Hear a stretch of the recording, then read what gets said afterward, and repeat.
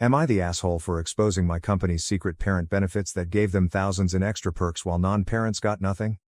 Original post. I work for an organization that prides itself on being generous and flexible to parents.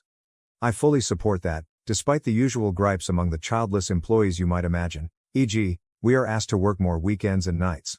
A colleague of mine, a parent, is leaving the org and invited me to coffee. I thought it was just to have a farewell chat, but it turns out they feel that the difference in parent versus non-parent benefits is so drastic they don't feel right leaving without telling someone. They let me know how stark the difference is, and it's way beyond anything I've seen before. It turns out parents in my org are offered, when they are hired or become parents, a special benefits package called family benefits. This is not in any paperwork I have access to, including my onboarding work and employee handbook, and those who partake are asked to not share information about it with non-parents, ostensibly to avoid any tension with childless employees. But the real reason is far more clear. It's because they don't want us to know how bad the difference is. The family package includes 10 extra days of PTO, 3 sick, 2 personal, 5 vacation. We have access to specific facilities, gym, pool, etc., and the family benefits package gives free gym membership and swim lessons to you, your spouse, and your children. I can only get those at a 50% discount, and my spouse gets no discount at all. Officially, we're a 1 remote day a week organization. Those with children are allowed to be remote anytime schools are out. This includes staff members whose kids aren't school age yet, and the entire summer. We have several weekend evening events we volunteer for, where volunteering gives you comp time. If you're a parent who volunteers and calls out day of due to childcare, you still get your comp day. As you might imagine, every event usually has about 25 to 30 people call out due to childcare. If the special event is child-focused, parents are exempt from volunteering and can attend with their family as guests, and they still get comp time. There's an affiliate discount program that includes discounts to major businesses not offered to child-free employees, not just child-specific businesses, but movie theaters, ride-sharing apps, and chain stores. We get a card we can add pre-tax commuting funds to, but parents in this program get a bonus of $100 a month. We get retirement matching up to 2.5%, but parents get up to 5%. If you need to leave to pick up kids from school, you don't have to work once you get home. As you might imagine, when given written permission to pass tasks off to others and log off at 2:30 p.m., almost everyone does. All told, my colleague estimates that as a parent of 2 children, they saved upwards of $18,000 worth a year in benefits that are not available to me, in addition to the non-monetary benefits, like time saved not having to commute anytime schools are out, basically free comp time. I'm all for flexibility for parents, but knowing that my organization is secretly, giving parents this volume of bonus benefits has me feeling disgusted at my org and disappointed in my colleagues who have kept it quiet. How do I approach this? Do I reach out to HR? Do I pretend it never happened and move forward? Is this even legal? I'm already planning to leave, and was considering telling my fellow child-free colleagues before I left, but right now I'm just feeling so lost. Update. Thanks to you and everyone in the comments for, before anything else, validating my opinions that this is bananas. A few notes, answers. The child-free staff obviously noticed a lot of these things, most of them, even. We just didn't assume our organization's supervisors are running a secret benefits club, because that would be insane, right? To give some examples, most colleagues with kids made 1 weekly appearance in the office during the summer, so we attributed the extra remote days to their managers being nice, not a formal policy exemption.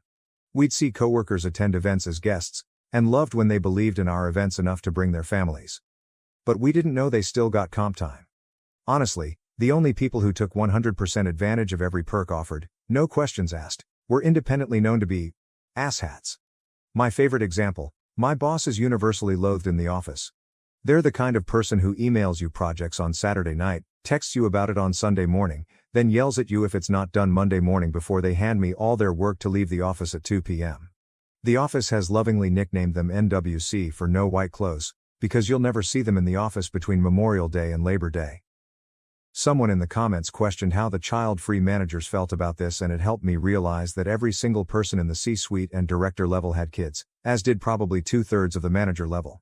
Most of the managers who didn't have kids living with them were older empty nesters who did have kids under their roof at one point too.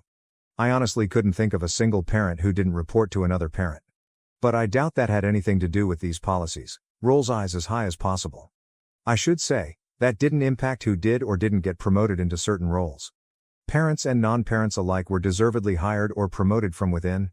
It did obviously impact which supervisor was assigned to which person. Yes, apparently if you have your first child while working there, you then get told about the expanded benefits packages to accommodate your new family. It seems the colleagues are so pleasantly surprised at all the benefits they aren't retroactively angry, or maybe they are and feel it's better to keep the secret. We do have a small, understaffed HR department. One person who is basically the liaison between us and a PEO for benefits and payroll, and a director who mostly does interviews and handles complaints. Both parents. To try and fix this, especially because I had been regularly interviewing to leave and didn't want to do it alone in the event I got a new job and left it behind, I spoke to some trusted colleagues, one a parent and two child-free. The colleague who was a parent, I also learned, had joined as a parent and was not given a big, "don't tell the others" speech. It was just suggested they have discretion around benefits so we don't let money get in the way of teamwork. The two child-free colleagues had no idea about this and were enraged. The four of us met and, the Monday after your answer, put together some language and emailed our HR department and managers to outline that we knew about the benefits differences and were 100% prepared to publicly share with the full organization and an employment lawyer if they did not work to balance out the benefits, or at least publicize the differences so non-parents can choose whether or not they want to work here. I got a response that they'd be looking into it, and suddenly a number of directors and managers, including my boss, the C-suite, HR, and some board members were meeting for hours at a time that week. That Friday, an email went out that basically said benefits would be changing to match the changing needs of our organization. However, it didn't acknowledge previous differences. Generally, it meant that non-parents got the extra time off. Comp days are only given if you complete a volunteer shift, and we would have a universal in-office day of Wednesday during the summers, but be remote the other 4 days. However, some benefits weren't changing. You were still only eligible for family gym memberships if you had kids. There is no couples membership at organization, so non-families were just SOL. Leaving early without taking PTO was only for school pickups, and no announced change to our retirement benefits. If we were not happy with the response, we weren't. My colleagues and I were planning to tell everyone, but we didn't even have to. Sadly, I missed this while out of town for a wedding, but apparently a parent in the office got this email just before entering a Zoom. He didn't realize there were some non-parents already logged on and said out loud to another parent something along the lines of, "Did anyone else see this? I don't get it, it's just our benefit but now I have to be in on Wednesdays." Cue the questions. Cue the firestorm. Cue everyone being told to log off and go home at noon on a Friday. Since then, multiple people have quit out of pure rage, including some parents who were also told to have discretion and were disgusted with the org. The C-level exec who originally spearheaded these benefits resigned, and all the non-parents have collectively agreed to refuse to go in the office until everything is more equal. Almost every benefit that was given to parents will now be offered org-wide. They are even creating a couples gym membership, but, interestingly, they have not touched the one thing that seemed to rile up the comments section the most: retirement matching. Apparently, because families with kids spend more money, and the changing economy means more young adults need financial support from their parents in their 20s, parents need more money in retirement to make up for it. This is a sticking point the non-parents are really fighting against, and the org seems to be adamant they won't budge on. Lucky for me, the reason I'm not joining them in that good fight is that I'm writing this having submitted my 2 weeks. Found an interesting new job, and used your advice on interviews and in negotiations, and submitted my notice. There was still some drama. My aforementioned asshat boss NWC responded by taking multiple projects away from my fellow non-parents, saying they can't do it while on their remote strike, and assigning them to me, when 120 hours of group work to be done alone in 10 working days. Extra lucky for me, I have a family member and a college friend who are both employment lawyers. They helped me craft an email saying that because I've been assigned an unreasonable amount of work on an impossible timeline after being a whistleblower for the benefits issue, I could and would sue for retaliation. An hour later I got a call from HR letting me know that my work had been reassigned and that once I'd finished editing an exit doc for my successor, I could log off permanently and still be paid for the full notice period and get my vacation payouts. Currently basking in the glow of paid fun employment. When I'm done writing this, my wife and I are going to get drinks and lunch. At 2 in the afternoon, on a Tuesday? Thanks again to the comments for the suggestions and making me feel less like a bewildered baboon, and to you for your sage advice with this question and so many others. I'm aware of my privilege in having understanding colleagues and literally being able to text 2 employment lawyers and get good, pro bono advice within a day. Not everyone has that, so thank you for providing the resource. Now to the next story, story 2. Am I the asshole for eating at a hospital cafeteria roughly once a week? My sister and family are telling me it's wrong. Original post. Okay, hear me out. I work just a few blocks away from a hospital, and get there pretty quickly by bicycle. Their cafeteria is quaint with good prices. So usually once a week or so, I'll go there for lunch. The food isn't what I would call amazing. But they have a nice variety from time to time. The staff even recognize me, and are always pleasant. They don't mind that I'm just there for lunch. And it's far quieter eating there than at any local restaurant. I'm on the spectrum, and don't like loud noises. So the quiet lunches in this place are a godsend for me some days. Recently my sister found out I've been eating at the hospital. And went off on me over how hospital cafeterias are only supposed to be there for people who are at the hospital because they need to be. I retorted that I was giving them business, and it's not like I was taking food out of the mouths of patients, and I only went once a week. So what was the big deal? But she still insisted I was wrong. Then she got our parents involved, and they're siding with her. They are telling me I should only be eating at the hospital if I had an actual reason to be there. I told them they were all crazy, and it was just normal food that I was paying for. But now, because neither they or I are backing down, I'm torn. Ida for going to eat lunch in a hospital cafeteria once a week just because I work nearby. Edit. Thank you for all the comments. I will make this a hill to sit on if I have to now. I really apologize for the length of this post, but writing down all the details took way longer than I thought. And this situation was downright crazy. I never thought my sister would do something like this. Not too long ago I, 23 minutes, posted an RedditStories for advice because my parents and sister were angry at me for regularly eating in a hospital cafeteria because it's close to my work. I enjoy the peace and quiet there on the days I do show up to eat. But this situation escalated so radically that I can't believe something so dumb actually happened. My sister did the pettiest thing she's ever done to me. And for completely undeserved reasons too. When my sister found out I was eating at the hospital cafeteria, she went off on me over how that food is just for people who are at the hospital because they need to be. We ended up in a big argument about it in which I told her it wasn't like I was taking food from the mouths of patients. Then she went to our parents to get them on her side like always. And they immediately sided with her just like I thought they would. They backed her up on how the hospital cafeteria was not a place to go eating casually. And we had a big argument. They spent days hounding me and telling me I was wrong, and demanding I stop. So I went to Reddit. And here I learned that not only was I not doing anything wrong, but it's a very common thing for people to go eat at hospital cafeterias just because they like it. I hoped the situation would just fade away. But a few days later, my sister called me asking if I had stopped eating at the hospital. I said no. And then it started all over again. My parents then called me fuming and acting like I was supposed to stop going because they said so. I reminded them that I don't live under their roof anymore, and this is exactly the kind of reason why I moved out. They take my sister's side in almost everything. They huffed and puffed about it. This time the fight didn't stay at home though. Other relatives found out because my sister tried to broaden her support. She was so dead set on enforcing her will upon me, that she went looking for help from other relatives. But our parents were the only ones on her side. And my uncle personally admonished my parents and her over the phone for it once I told him what actually happened. He told them they were only siding with my sister because she's their favorite. And they're terrible parents for ever playing favorites to begin with. Then my cousin went to eat with me at that hospital cafeteria, and said he'd like to go there once a week too, as he also works nearby and bicycles everywhere. We've run into each other at lunch there once already since then. He was actually rather pleased to find out the food was made healthier than most other places. He's a bit of a picky eater. So this place is kinda like his new lunch hangout.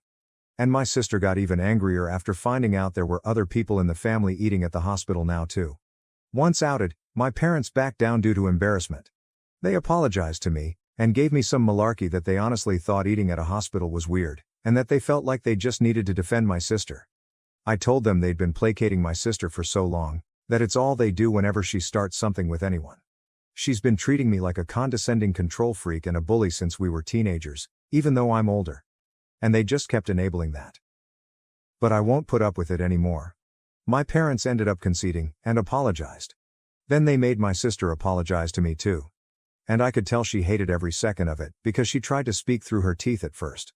Later on my parents invited me to dinner as another form of apology. But it felt more like a show to look good to the rest of the family, because they told everyone about it before it even happened. The dinner was great, I can't deny it. My parents had cooked a turkey. Arguably one of my favorite things to eat. I love the drumsticks slathered with gravy. Yeah, I'm kinda a pig when I eat them. But I can't help it. My sister always thought it hilarious. And was one of the few things I didn't mind her laughing about. So I thought nothing of why she was so giggly at dinner. Later after the family dinner, I noticed that my bike was missing. I'd parked it in the backyard out of sight. But it was just gone. I freaked out because it's my only mode of transportation. My parents panicked a bit with me. But my sister seemed just the opposite. She actually looked happy and was still giggling. I immediately suspected her, and she played innocent. She even gave the "I can't believe you'd think I'd do something like that" line. I already knew she's extremely petty. But this was a whole new level of it for her. So I said that I was gonna go over to the neighbor because I know they have cameras, and they'd have seen what happened. And then I'd call the cops. My sister suddenly looked panicked, and I got mad and said I knew it was her. And demanded my bike back. She started crying and saying she didn't do anything. And our parents were immediately taking her side while scolding me for daring to accuse her. So I had enough and said I was going to the neighbors to ask to check their cameras, and then I'd be calling the police. My sister finally fessed up and called me to come back. The looks on our parents' faces after they'd just defended her were priceless. My sister said she was just so angry at me for having made her apologize for something she still believed she was right about. So she planned to have a couple of her friends come and grab my bike during dinner. She said her friends were in a minivan with it just down the street. She then started saying that I couldn't call the police on her anyway, because I'm her big brother. Our parents backed that up too. But I pulled out my phone and started marching outside again. They ran after me with my sister begging and crying for me to stop. I called her a brat. And then I told my parents I couldn't believe they were still defending her when she was acting this way. Our parents finally hit their enabling limit with her and told her to make her friends bring my bike back immediately. She got on her phone while sniffling and called her friends up. But then she suddenly ran into her room to talk to them. I couldn't hear a thing she said through the door because it was all in whispers. And our parents looked very worried too. My sister would never have willingly admitted she had my bike stolen. She just kept sobbing that it was only a prank over and over again. And she also kept using the excuse that it's just a cheap bike anyway. I bought it used some months ago for $50. But it's in great shape, and it's my main mode of transportation. My sister kept looking at our parents to back her up. And that time they just couldn't. So she just slumped down in a chair hugging her knees and waiting with the rest of us. My sister looked increasingly freaked out the longer her friends took to bring my bike back, and was repeatedly texting them. Even though my sister said her friends were just down the street, it took them roughly an hour to bring my bike back. They finally pulled up in the minivan with my bike shoved in the back. And it was completely soaked and all muddy. Like it had just been pulled out of a wet, muddy ditch. The bike is a 70C, so it's too tall for either of them to ride. So they just drove right up and stole the bike by dragging it into the van as fast as they could before taking off. I say they stole it because I was almost certain the moment my sister had told them to dispose of my bike. Had I not pointed out the neighbors have cameras, I may not have gotten it back. When her friends did finally arrive, their legs were all muddy and wet nearly up to their knees. They both begged me not to report them to the police for taking the bike. I asked while recording them to tell me the truth, and pointed out the neighbors have cameras. Did my sister want them to get rid of my bike? They broke down and said yes, my sister wanted them to take the bike and dump it in a pond a few miles away. And they had to go back and get it when they realized they were caught. My bike had been nearly completely submerged in muddy water. Thankfully I didn't have many added accessories on it other than a detachable headlight and my water bottle. But the water bottle was missing. I wasn't surprised by what my sister's friends told me. And I had them tell our parents too. They laid into my sister till she was bawling on the floor, kicking and pounding like a toddler. I had never seen my sister act that way since she actually was a toddler. And I found it mortifying that she was still like this on the inside. Then she shut herself in her room. Her friends were banned from ever coming to my parents' house again. Then my sister was forced to come out of her room by our mother, and make another big apology to me. Our father then forced her to wash and oil my bike from stem to stern under his supervision while I took apart the headlight and cleaned it out to dry it. By the time my sister was done, it was dark outside. She glared at me like I was the devil when she came back to the house. But our parents shut her attitude right down, and said they've never been more embarrassed by her in their lives.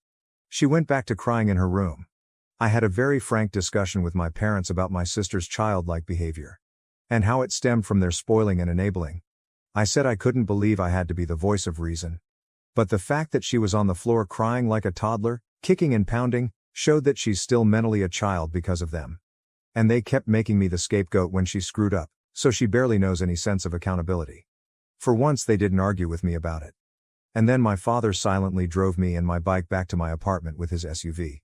He also gave me some money to replace my bike's missing water bottle before we parted. My sister and her clique used to harass me a fair bit whenever we ran into each other. They made fun of me as a group whenever possible. And I usually just ignored them because they bored me. And that really seemed to tick them off. But after the bike incident, I got sent numerous messages from numbers I didn't know cussing me out for making my sister cry over a silly prank. Knowing her, my sister probably fed everyone she knew a very different story on what happened. I texted lengthy replies of what actually happened, and even stated I have recordings of her friends admitting the truth. Some people at my sister's college found out what actually went down. Maybe from my texts, maybe her friends spilled the beans. But it embarrassed my sister so much she came home having a crying tantrum about how people there were calling her and her friends bees and bike thieves. I may not have gone to college. But I know students who need them are very protective of their bikes. A lot of them live on shoestring budgets after all. My sister said someone even joked that they shouldn't leave a bike around her, because it might just disappear if she had to apologize to anyone. My sister ended up so upset that she refused to leave her room for 3 days to have her pity party. My parents called me up to try and turn everything on me again. I reminded them about the discussion we had days before, and that they needed to stop babying her, and let her deal with the repercussions of her own actions. If she fails her classes again, it's because she's not trying like she should be. Then I went off on them. We were just looking for someone to blame to make her feel better. She made the problem. Not me. And I wasn't gonna be the one they make the scapegoat anymore. My sister is an adult, and she needs to act like it. They sounded defeated, and then apologized before ending the call. Looks like they were genuinely hoping I'd just sit back and take the blame so my sister would get better. But I never will again. Now my parents are trying to pretend this all never happened, and my sister as well as her clique are avoiding me at all costs. Which I suppose is fine with me. Because I don't want any more drama. But the next time something like this happens, I won't take it from them. TLDR. My sister made a big deal of me eating at a hospital cafeteria, and then had her friend steal and dump my bike just because I made her apologize to me. Now she's being ridiculed by everyone. Relevant comments. Aquavanatus, I remember your post on AITA. Your sister is that bratty that she would have her friend steal your bike and ruin it just to make a point? And, your parents don't see a problem with it? What did the rest of your family say about this? Oh, they were furious with them. I didn't include details about it because the post was already way too long, but my aunt and uncle gave my parents one hell of a dressing down, twice. The first time in person the day after the bike theft happened. They had a long discussion with my parents over how their babying has prevented my sister from growing up. And she wouldn't be able to function without them if she never learns to become an adult. The second time was after my parents called me to try and make me take blame when my sister locked herself in her room for 3 days. I talked with my cousin that evening when we met up to have dinner together. And he told his parents, my aunt and uncle. And they called my parents to ask them what the hell. Then told them that they were beyond ashamed of them that they still tried to make me the scapegoat. And that they didn't care if old habits die hard. It's gonna stop. Let's just say my sister wasn't the only one crying anymore. No one has told me anything about what's going on with my sister at her college for a while. And she's avoiding me. My parents have also not spoken to me since that call. So I have no idea what's going on at their end. Now to the next story, story 3. I'm divorcing my husband after he invited his ex for dinner and humiliated me. Now, everyone's saying I'm wrong for wanting out. We have a 4-year-old boy together, and Tom and I have been married for 5 years. He was an undergraduate and I was completing my master's degree when we first met in graduate school. I quit my job after getting married, but I had to go back to work when our baby was 6 months old since Tom's salary wasn't enough to support the 3 of us. Many arguments resulted from that choice since Tom believed it was disrespectful to him in some way and demonstrated my lack of confidence in his skills. I tried to persuade him for weeks that this was not related to his ability and that, in my opinion, 2 salaries would be preferable to 1. After he learned he could take some time off work to spend with our son, he finally warmed up to me after being angry with me for a long. The drawback was that I ended up doing all of the housework in addition to my job. Tom says his job is more physically demanding than mine because he works as a personal trainer at a nearby gym. He believes that since I work from a desk, I should take care of the majority of the housework. Despite working longer hours, he said, home chores shouldn't be too taxing for me because I don't perform much physical activity at work. We had agreed when I first started working that he would assist with at least some duties, but every time I returned home, the job was only partially completed. He often claimed to be too tired as an excuse. We would argue about it all the time until I finally gave up on trying to get him to do his share. To prevent the frequent conflicts, I started taking care of everything myself. I started smoking because I was so stressed out. Tom also made fun of me for this, claiming that I was merely attempting to flaunt my level of stress. In addition to enduring Tom's constant criticism of my poor cooking, which was mostly his fault because he never assisted with meal preparation and I had to juggle everything between work and other responsibilities, I had been living like this for the past few years. Knowing that leaving would have an effect on our son's life, I stayed solely for his sake. I finally gave up and hired a maid last year, covering her money out of pocket. Tom continued to make fun of me because he believed it was a reflection of my poor housekeeping abilities.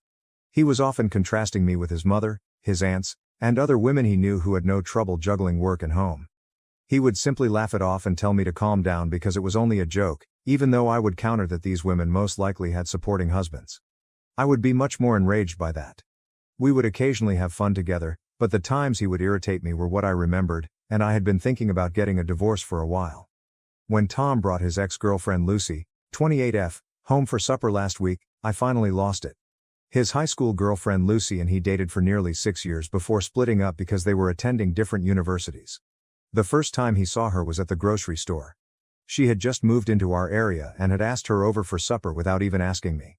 Even after our marriage, Tom's friends would frequently bring her up and make fun of him for it, so I knew these two were quite the item in high school. However, that didn't prepare me for his overly pleasant and flirtatious behavior during dinner. He was clearly attempting to irritate me, and it was succeeding. That was the second strike. Then the third strike. He began making jokes about what a messy housewife I would be and how fortunate I was to have my career as a justification. Otherwise, he wouldn't be able to explain to any of my guests why I'm such a bad cook. Because Lucy is a stay-at-home mother of 2 girls, he continued making jokes about how much better she was at everything than I was. He joked that I would never be caught doing anything like that after telling me that Lucy was actually at the grocery store purchasing ingredients for a French dish she intended to prepare for her husband. It made them both laugh a lot. He also mentioned my smoking, claiming that I was only trying to flaunt my stress levels, much like Lucy, who is flawless at everything. I was fighting back tears by that point, but I chose to smile through it all because I didn't want Lucy to get the pleasure of seeing me cry. I decided to leave after serving them ice cream for dessert because it was an embarrassing experience. I waited until Tom went to bed that evening. This wasn't odd because I typically clean the dishes at night and don't go to bed until he's sleeping. I packed some clothes and other essentials for our son and myself, booked a cab, and went to my parents' place as soon as he started snoring. By the time I arrived, it was almost midnight. I started crying as soon as my mother opened the door and I attempted to explain. My youngster, who was irritable and perplexed, started crying as a result. Since I wasn't sure whether Tom could take good care of him while I was away and I didn't want to leave him to find out, I had to bring him along. Without asking, my parents took us in, and when they put my son to bed, I was at last able to collect myself and tell them everything. Tom called me in a hurry the following morning to find out where I was. The worry in his voice vanished and he burst out laughing when I told him the truth and announced that I was going to file for divorce. He advised me to just come home and stop the turmoil. I became so enraged by that I began ranting at him, accusing him of being a misogynistic, lazy, selfish, and inept man. He finally appeared to get that I was serious when I told him that I would rather be single for the rest of my life than return to him. He began arguing with me on the phone, accusing me of exaggerating and making a huge fuss out of nothing, rather than offering an apology. He asserted that there was no need to take things personally and that his jokes were merely an attempt to lighten the atmosphere around Lucy. The problem is that his jokes weren't hilarious. They were nasty and cruel, especially considering that I was already making every effort. Every day he simply continued to test my limits. He began acting like the victim when he realized that this was more than just a joke, saying that I had been plotting my departure for some time and that this was the final straw. Currently, all of our friends are texting me to tell me that I should prioritize our family over myself and not allow a few dumb jokes to ruin our marriage. Everyone keeps saying that I shouldn't ruin a home over some jokes, even though I've attempted to explain that there are a lot of things they don't know. Some people seem to feel more at ease when I posted an explanation of all I had previously discussed. Tom also noticed it and remarked that I should have notified him if these were my issues, and he would have taken care of it. I've been telling him these things for years, but it hasn't changed, so it's absurd. I just finished, and it felt like I was speaking to a wall. But following that post, he began to insist that he only needed one final shot to make it work and that he would change and get better. He convinced some of our acquaintances to try to convince me to stay by telling me that he would undoubtedly improve and make a fantastic spouse. However, it irritates me that he continually bringing up our pals. He seems to be using a deceptive and immature strategy, peer pressure, to try to talk me out of pursuing a divorce. Over the past few years, I've given him numerous opportunities to get better, but he's never done so, so I don't think he's capable of changing anymore.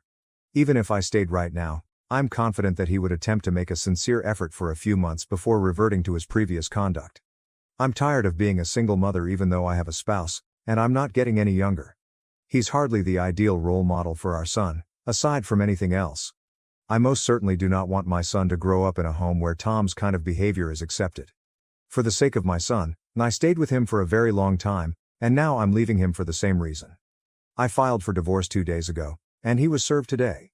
He is upset primarily because he never wanted a divorce in the first place, and because I have asked to keep the house where we lived and filed for full custody of our son, or sell it and divide the proceeds 60-40, with me receiving the larger portion. Since both of our parents gave us the house as a wedding present, I believe it is only just that I keep it or that we divide the proceeds from its sale. Because of all the labor and effort I've put in over the past few years, working full-time, raising my son, and handling all home chores without his assistance, I feel that I should be given the greater part. I believe the petition is quite reasonable because I'm not even asking for alimony. Even though I want a divorce, Tom claims I'm being unfair and that I shouldn't have asked for full custody because our son is equally his and mine. Which is reasonable, but I don't believe he's capable of being a father. He may still visit and see his son whenever he wants to. I haven't attempted to take away his visiting privileges. He simply does not have him on a full-time basis. After I was served, he called and said I was being crazy and that this was a terrible overreaction. He claimed that since I was requesting full custody in the house, he already didn't agree with the divorce and had good reason to think I was being irrational. It was really embarrassing when he broke down in tears on the other end when I stated that I had thought a lot about it and that it hadn't been easy for me either. It's very clear from everything I've written that Tom isn't a particularly emotional person, so his breakdown is a huge issue. He was crying and told me, very dramatically, that he had taken everything for granted because he never thought he could bear to lose me one day. He pleaded with me to give him one final opportunity to demonstrate his ability to be a wonderful father and husband. I had to let him know that my decision was definite and that he had come to the realization a bit too late, even though it was really difficult for me to do so. I couldn't simply return to the life. It was strange and uncomfortable for me to have to stay on the phone and try to comfort him for the following several minutes as he began to cry even more. He eventually stopped sobbing and declared that if our son suffered as a result, he would never be able to forgive either himself or me. We might renegotiate the terms of his custody in a few years when he's a little older, so I reassured him that this was only a temporary arrangement. I informed him that although this would be difficult for us both, we needed to strive to be strong for our son's sake and make the most of our circumstances. However, he quickly ended the call, and for the next few hours, I didn't hear from anyone. But all of a sudden, our pals have been contacting me once more, telling me that what I'm doing is fundamentally wrong and that I should think twice before acting. They're arguing that rather than being so heartless and self-centered, I should give it some thought since Tom is pleading for one more chance. It was only a handful at first, but now it's almost everyone we know, and I'm beginning to seriously think about changing my mind because I might be the bad guy here. I have no idea anymore. Since my husband doesn't assist me, am I the jerk for requesting a divorce and full custody of our son? Hello, following a very hectic week, I'm back with an update. My lawyer and I have been getting ready for the talks. For the divorce settlement and custody dispute, Tom and I will first meet with the mediator appointed by the court. The actual divorce process doesn't worry me too much, but I'm quite anxious about the custody dispute. Everyone keeps saying that my desire for full custody is absurd, but they don't see the big picture. Our son spends more time with me and always has, so I know he favors me. We all know that's not how kids operate, but Tom has always attempted to build a relationship with our son just on his terms. Observing Tom's abrupt change into a worried father has been one of the most annoying aspects of the previous week. He has been making false claims on social media about how much he misses his son and how unfair it is that he is unable to see him. He hasn't attempted, but he is welcome to come at any time. These posts have been reposted by a number of mutual acquaintances, who have added their own remarks about what a loving parent he is. The truth is very different. Even our son's daily schedule, preferred meals, and allergies are unknown to Tom. He called us only recently to inquire if our youngster still enjoys dinosaur-shaped nuggets. Due to his current space-themed food obsession, our son hasn't had those in more than a year. These minor details cast doubt on his capacity to serve as a main caregiver. Given that I have been actively involved in our son's life while Tom has only occasionally done so, my lawyer believes we have a solid case. Everything from the doctor's visits I've taken our son to, the parent-teacher conferences Tom has missed, and the daily schedule I've kept up while working a full-time job are all being documented. The financial side of things is a complete disaster. Some preliminary documents were sent over by Tom's lawyer, who is disputing my request for the house. They contend that it ought to be divided equally because it was a wedding present from both families. Conveniently, they fail to mention that I have been responsible for all of the upkeep, fixes, and upgrades throughout the years. The incessant barrage of messages from people who hardly understand our predicament is what's truly getting to me. Even some of Tom's gym patrons have contacted me to express their sadness and to tell me what a wonderful man he has always been. They seem to be living in a different universe where having a charming personality at work inevitably translates into being a good spouse and father. My mother-in-law's response has been the most unexpected development. She genuinely phoned me to let me know that she understood my decision, in contrast to the majority of our friends who have sided with Tom. She disclosed that during the early years of their marriage, she and Tom's father experienced similar problems, but she decided to stay and try to resolve them. I could tell how that worked out for her just by the resignation in her voice as she stated those words. All of this has been made possible by the tremendous support of my own parents. When I need to meet with lawyers or take care of paperwork, my mom has been watching our son while my dad helps me manage my financial documents. I've come to appreciate how alone and unsupported I felt in my marriage thanks to their assistance. To be honest, there have been occasions when the tension has been too much to handle. For the first time since I moved out, I found myself reaching for a cigarette last night, but I restrained myself. I came to the realization that my smoking was not a necessity, but rather a result of my marital dissatisfaction. You get clarity in these moments, which is odd. Late at night, Tom has begun texting me lengthy texts that range from tearful pleas to irate accusations. He mentioned in his most recent message that he has been learning how to properly do washing and cooking by viewing tutorials. If it weren't so depressing, it would almost be humorous. At the age of 28, he is only now choosing to develop these fundamental life skills.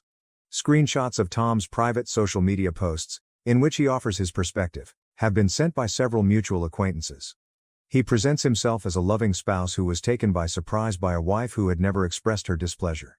People are accusing me of being cold-hearted and speculating that I may be experiencing a midlife crisis in the comments section. That one made me laugh. It seems like I'm already experiencing a midlife crisis at the age of 35. My lawyer told me not to react to any of these provocations, but to record everything. She claims that when he engages in this type of deceptive behavior in public, it actually helps our cause. It's difficult to avoid feeling under attack from all sides, though. Observing how much more at ease our son has been since we relocated to my parents' place is the one thing that keeps me grounded. He appears to be happier overall and is eating and sleeping better. Naturally, he still inquires about his father, but he isn't as worried about it as he was when we all shared a home and things were tense. Next week is the date of my first mediation session. Even though my lawyer has prepared me for this, I'm still anxious. I'm aware that it will be a challenging process because Tom's attorney has already stated that they intend to vigorously oppose the full custody request. Every day that goes by makes me feel more certain about my choice, even with all the pressure and second guessing from others. I've been reminded of what a supportive home is like by living with my parents. For the first time in years, I'm getting enough sleep, and I'm beginning to recall my former self before I got so caught up in trying to make an impossible scenario work. As we begin the legal proceedings, the upcoming weeks will be critical. After the mediation session, I'll provide another update, but for now, I just wanted to express my gratitude to everyone who helped me with my first post. When I was most doubting myself, your remarks kept me going. Update 2. Tom paid us a visit at my parents' house today. Since my last update, which was a week and a half ago, I must admit that I was terrified of this encounter. This was most likely our final informal meeting before the actual legal process starts, as we have our mediation session in a few days. Given all of his recent passionate text messages, I anticipated this visit to be contentious. But today's events fundamentally altered my viewpoint on a number of issues. Tom was standing there when I answered the door, looking more put together than I had seen him in a long time. In addition to bringing a small gift bag for our son, he was dressed appropriately in a button-down shirt rather than his typical gym clothing. His manner truly caught my attention. None of the defensiveness or animosity I had been bracing myself for was present. Even when we were married, he seldom ever engaged in small chat with my parents. He talked to my dad about some local sports and inquired about my mom's garden. Yes, it was embarrassing, yet oddly polite. This unexpectedly normal conversation lasted for approximately 15 minutes before he asked to see our son. It took me a bit to answer because the way he asked, not demanded, but asked, was already so different from how he usually behaves. When we entered the living room, our son was playing. His whole face brightened when he spotted Tom. "Daddy!" he yelled, dropping his toys and sprinting directly into Tom's embrace. I saw their contact from the doorway. When I brought up our son's new space passion in the custody documents, Tom brought a new puzzle, one with spaceships, demonstrating that he had genuinely listened. Tom led our kid to take the lead in assembling it, something he had never done before, and they sat on the floor together.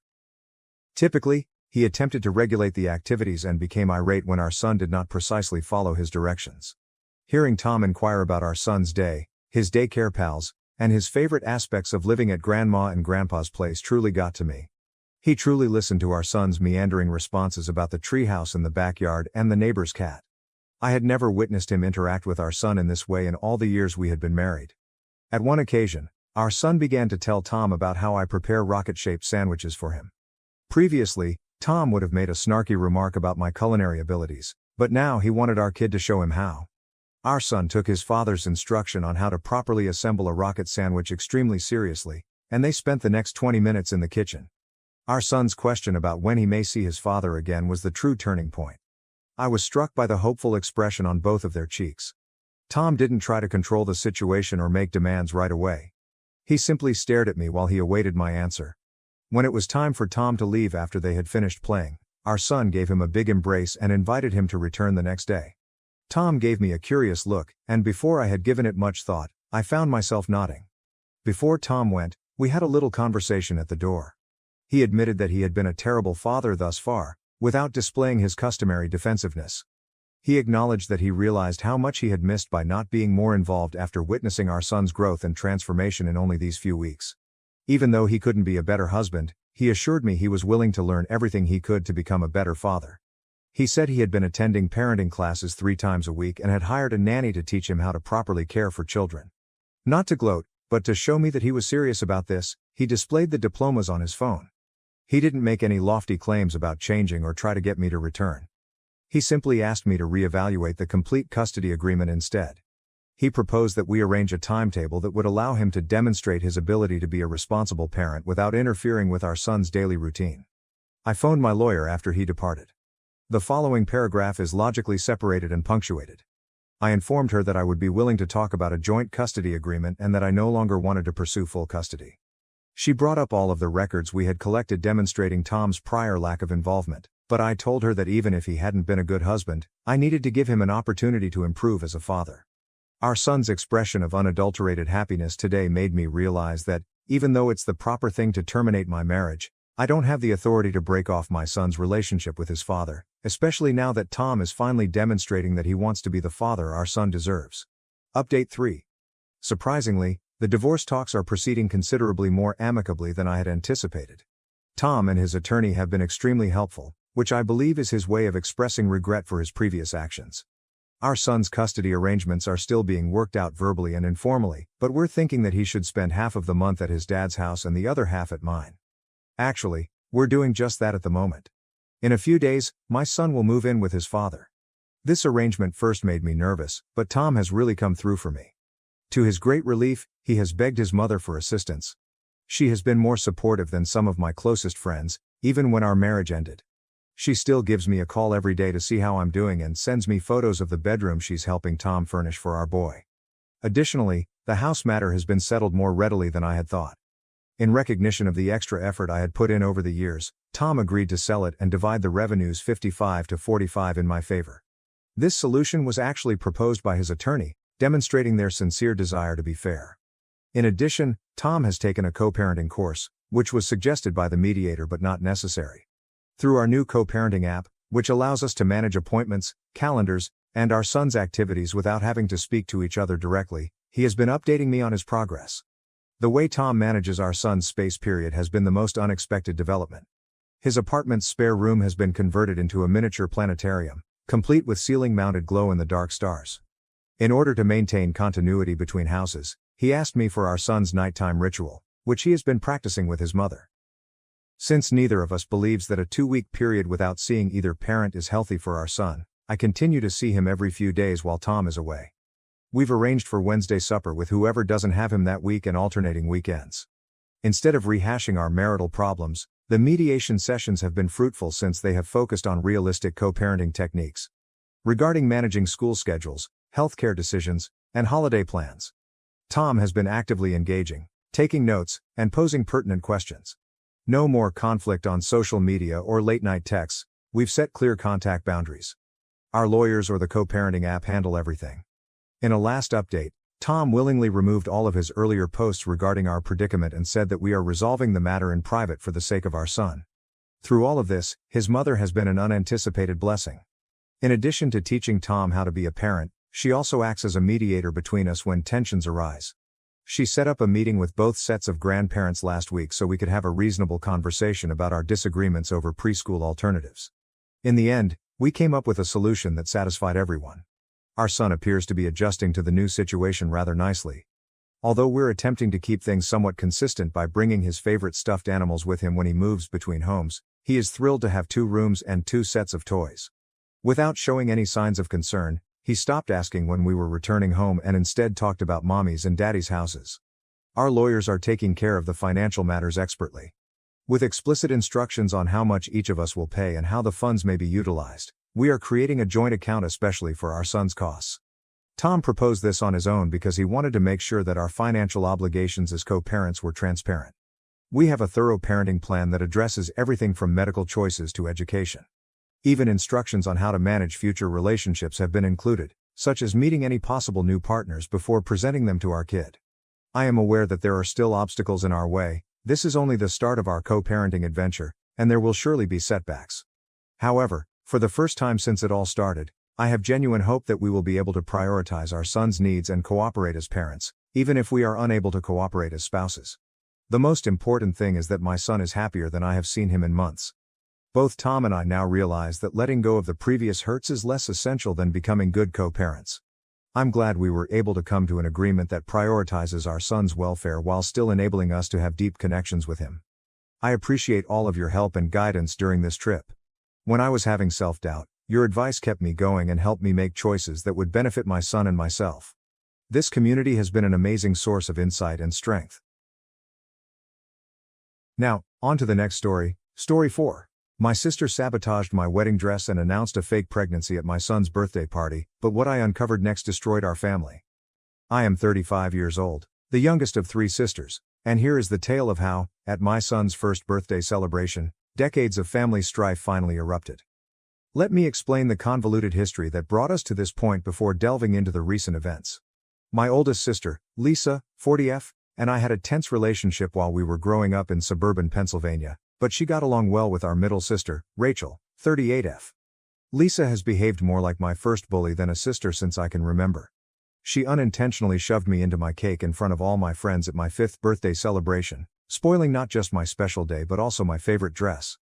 I can still clearly recall that moment. Rachel later pulled me away and helped clean me up, establishing a pattern that would last the rest of our lives, even though our parents dismissed it as normal sibling rivalry. As we grew older, the bullying just became worse. Lisa would purposefully humiliate me in front of my peers during my middle school years by calling me derogatory names and spreading untruths about me. When I was 13 and had my first crush, the worst thing happened. For months, Lisa destroyed my social life by telling the boy I liked that I still peed the bed, which was totally incorrect. Rachel attempted to step in, but our parents insisted that we had to resolve our differences on our own because sisters do argue. My adolescence presented new difficulties. I became interested in alternative music and began using darker makeup and clothes to represent who I was. Lisa would make fun of me by calling me Cruella and would bark every time I passed her at school, while Rachel assisted me in trying out various looks. There were also frightening times, such as when she would ambush me from behind close to stairwells, leaving me continually concerned for my safety. While Lisa was preoccupied with being the ideal daughter, joining cheerleading, and dating the quarterback, I found solace in technology and academics. By my senior year of high school, I had already found my passion for computer science and was working as a freelance web developer. This change in our paths appeared to exacerbate Lisa's hostility. I devoted all of my energy to establishing a profession in IT consulting after high school. After earning honors from Penn State, I immediately found work at a prominent Philadelphia consulting business. Lisa, who had opted for a more conventional route, getting married to her high school boyfriend Greg, 41 minutes, immediately after college, and settling into suburban life, seemed especially displeased by my success. My personal life suffered during my 20s while my profession took off. I was getting promoted, developing a reputation in my field, and flying across the nation for projects. Rachel, who was now a high school teacher, continued to be encouraging and would frequently defend my decisions at family get-togethers. Lisa, meantime, would scathingly criticize me for ignoring my family responsibilities and prioritizing my job. At the meal for my 25th birthday, the tension reached a breaking point. Just as I was blowing out my candles, Lisa announced she was expecting her first child. She quickly became the center of attention, and my celebration turned into an unplanned baby shower planning session. Only Rachel caught my stealthy departure from the table and trailed me to the bathroom.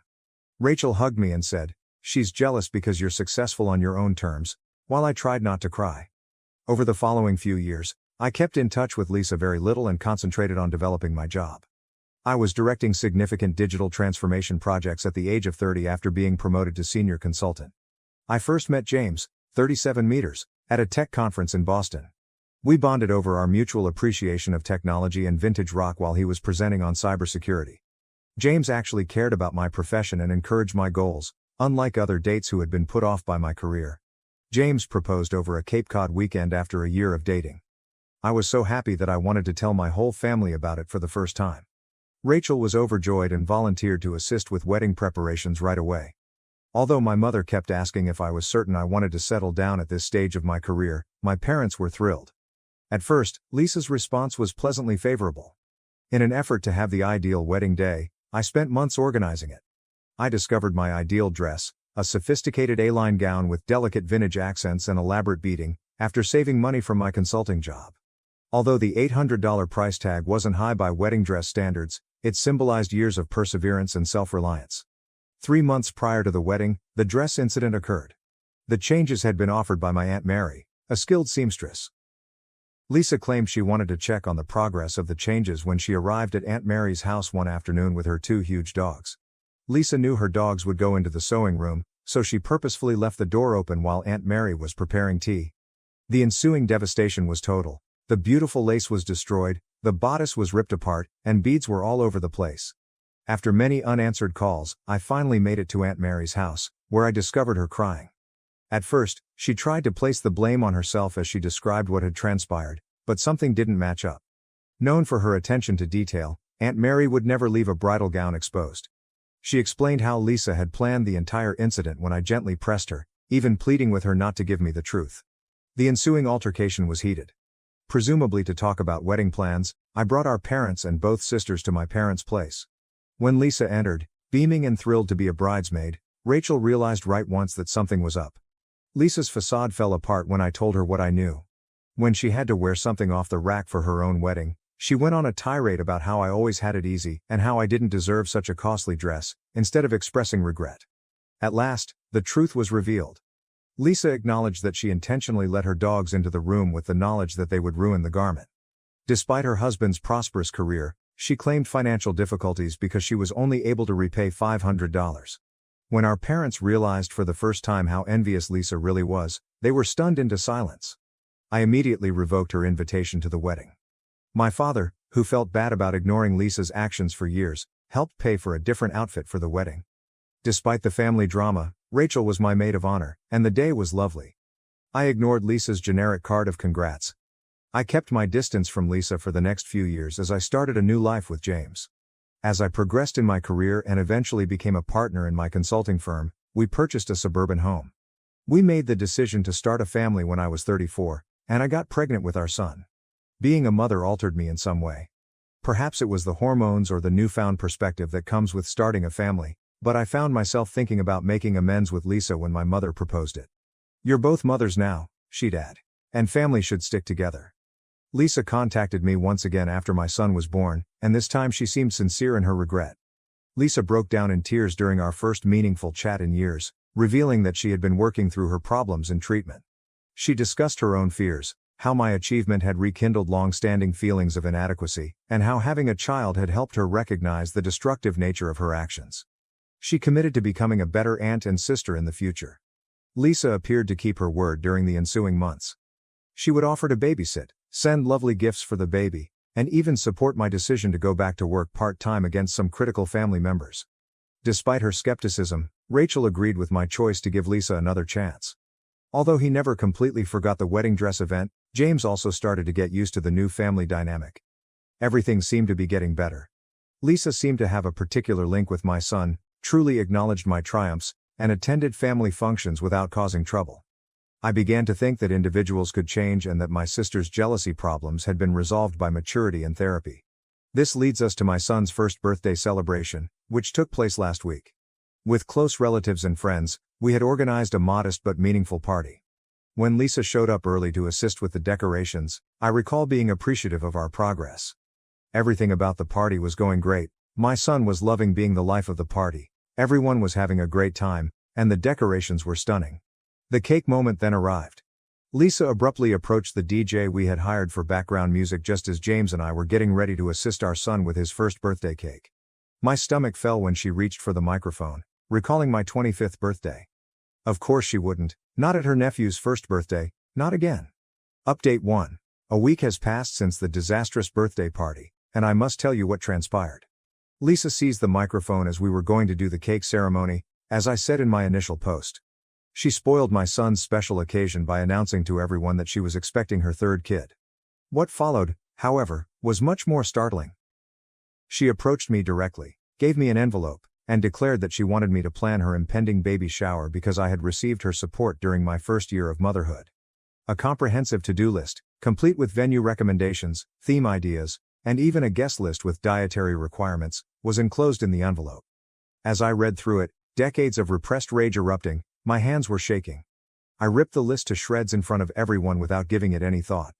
The room fell silent. Lisa's arrogant face changed to one of amazement, and then she began to cry.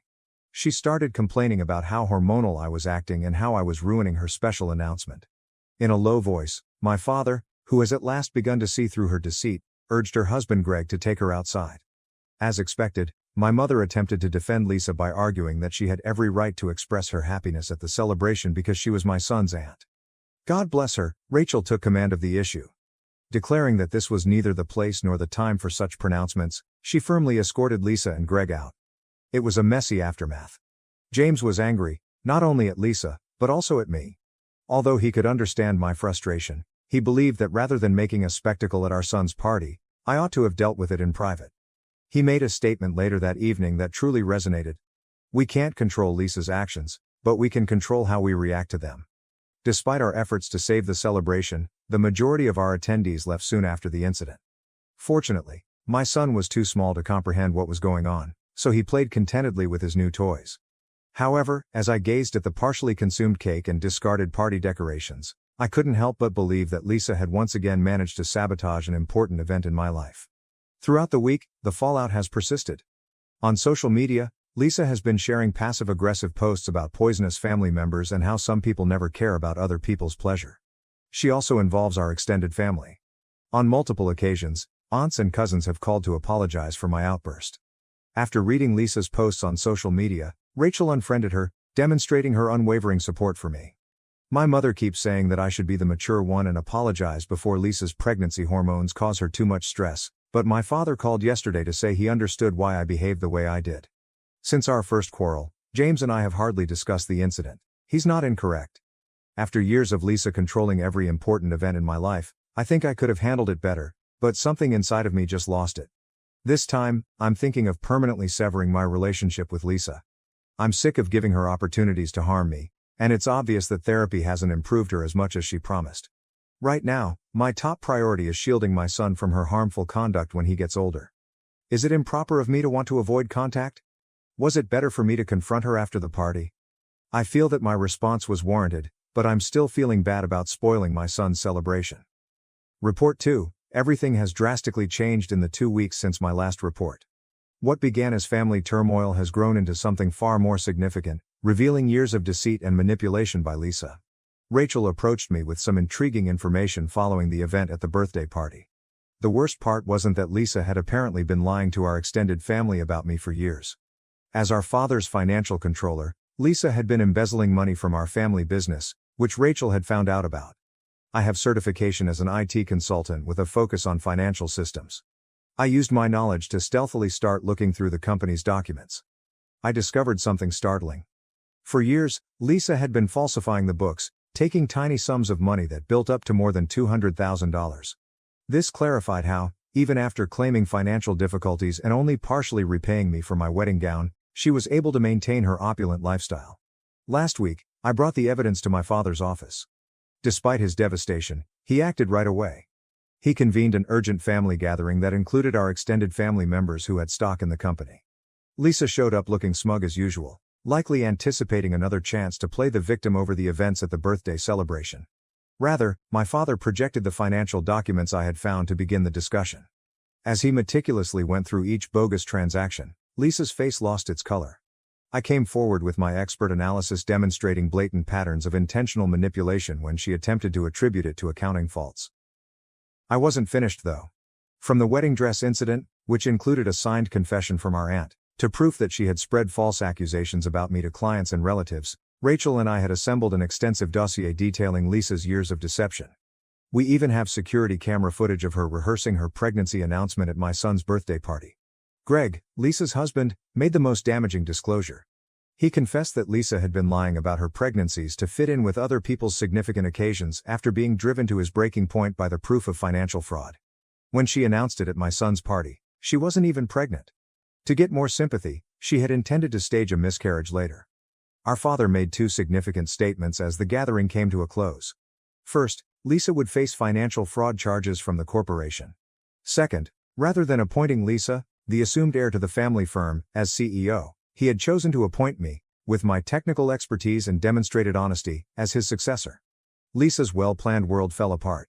After realizing her true character, our extended family severed their relationship with her. The following day, Greg filed for separation. As security walked Lisa out of the office, not even our mother, her long-standing supporter, spoke. The fallout has been rapid. Lisa has been placed on leave while a thorough inquiry is conducted. To recoup the stolen money, our family's attorney is drafting both criminal and civil lawsuits. The shareholders, who understood that my technical experience may aid in modernizing the business, unanimously endorsed my appointment as future CEO. Lisa had always wanted the role of head of our family's charity foundation, and Rachel has been given it. Together, we're trying to mend the harm she did to our family's business and relationships. For my part, I experience an odd mixture of loss and vindication. I'm glad the truth is out at last, even if I never wanted things to end this way. James is pleased with my professional handling of the situation, and my father has expressed regret for years of supporting Lisa's actions. Justice can occasionally appear in unexpected ways. I did more than simply stand up for myself. I also revealed the truth and safeguarded our family's heritage. Now that Lisa's manipulation is finally finished, our family can start to move on. Report 3. A month has passed since my last report, and I must disclose that Lisa's condition has taken even more drastic turns. First, the court case has formally started. The forensic accounting team at our organization found that Lisa's embezzlement was much more extensive than we first believed. For almost 10 years, she had been setting up fictitious vendor accounts and using them to transfer business funds.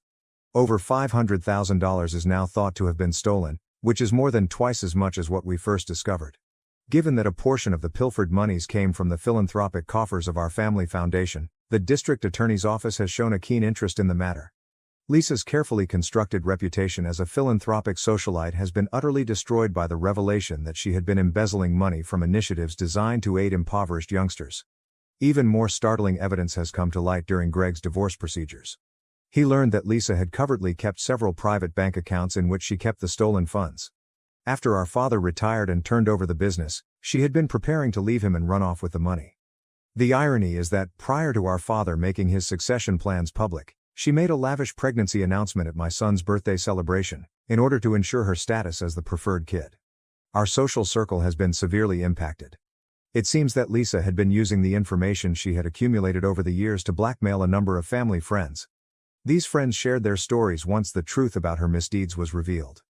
In order to preserve her social standing and obtain inside knowledge about our family business, she had established a whole network of manipulation by leveraging people's secrets.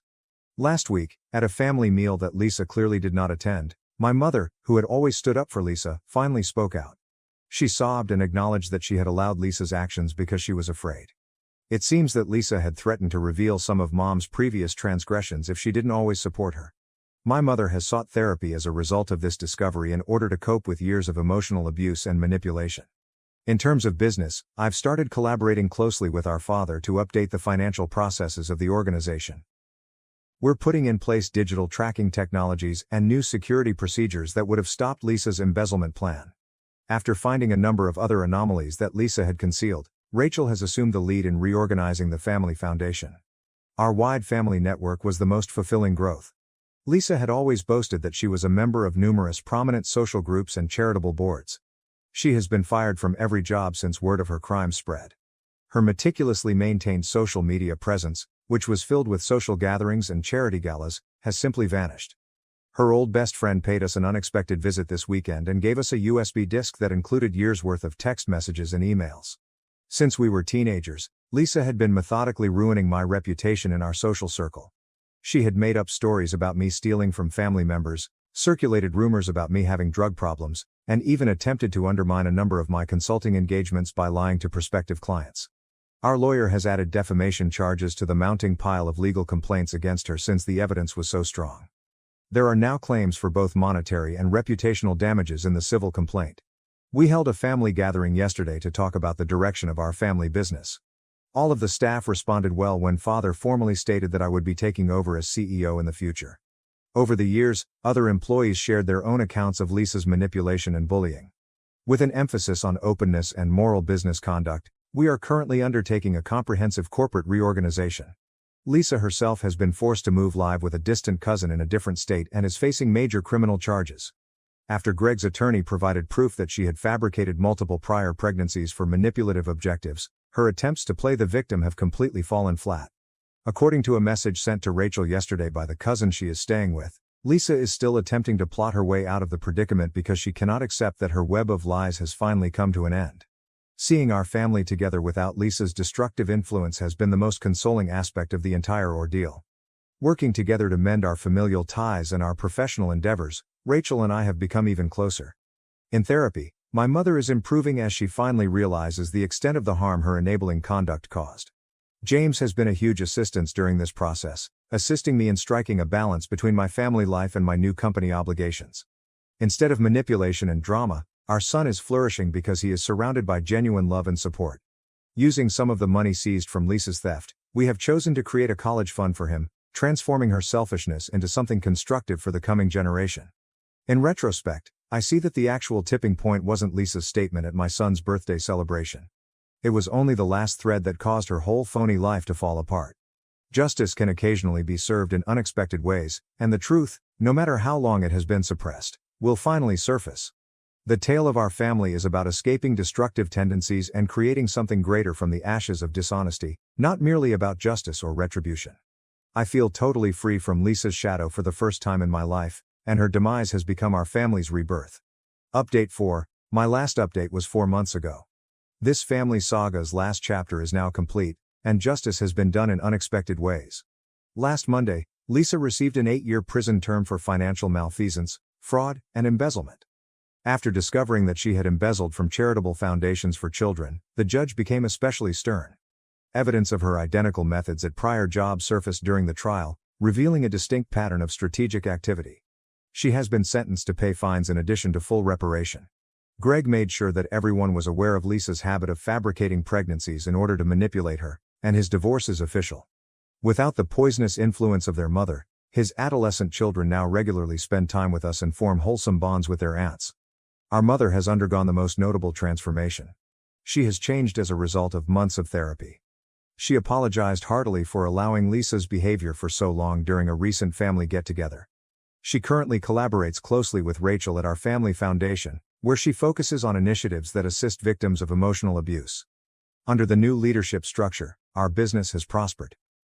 Modern financial security mechanisms have been put in place by Dad and me, and last month we were able to secure a significant government contract that Lisa had previously destroyed. The work atmosphere has significantly improved, and people who were formerly stifled are now flourishing in their positions.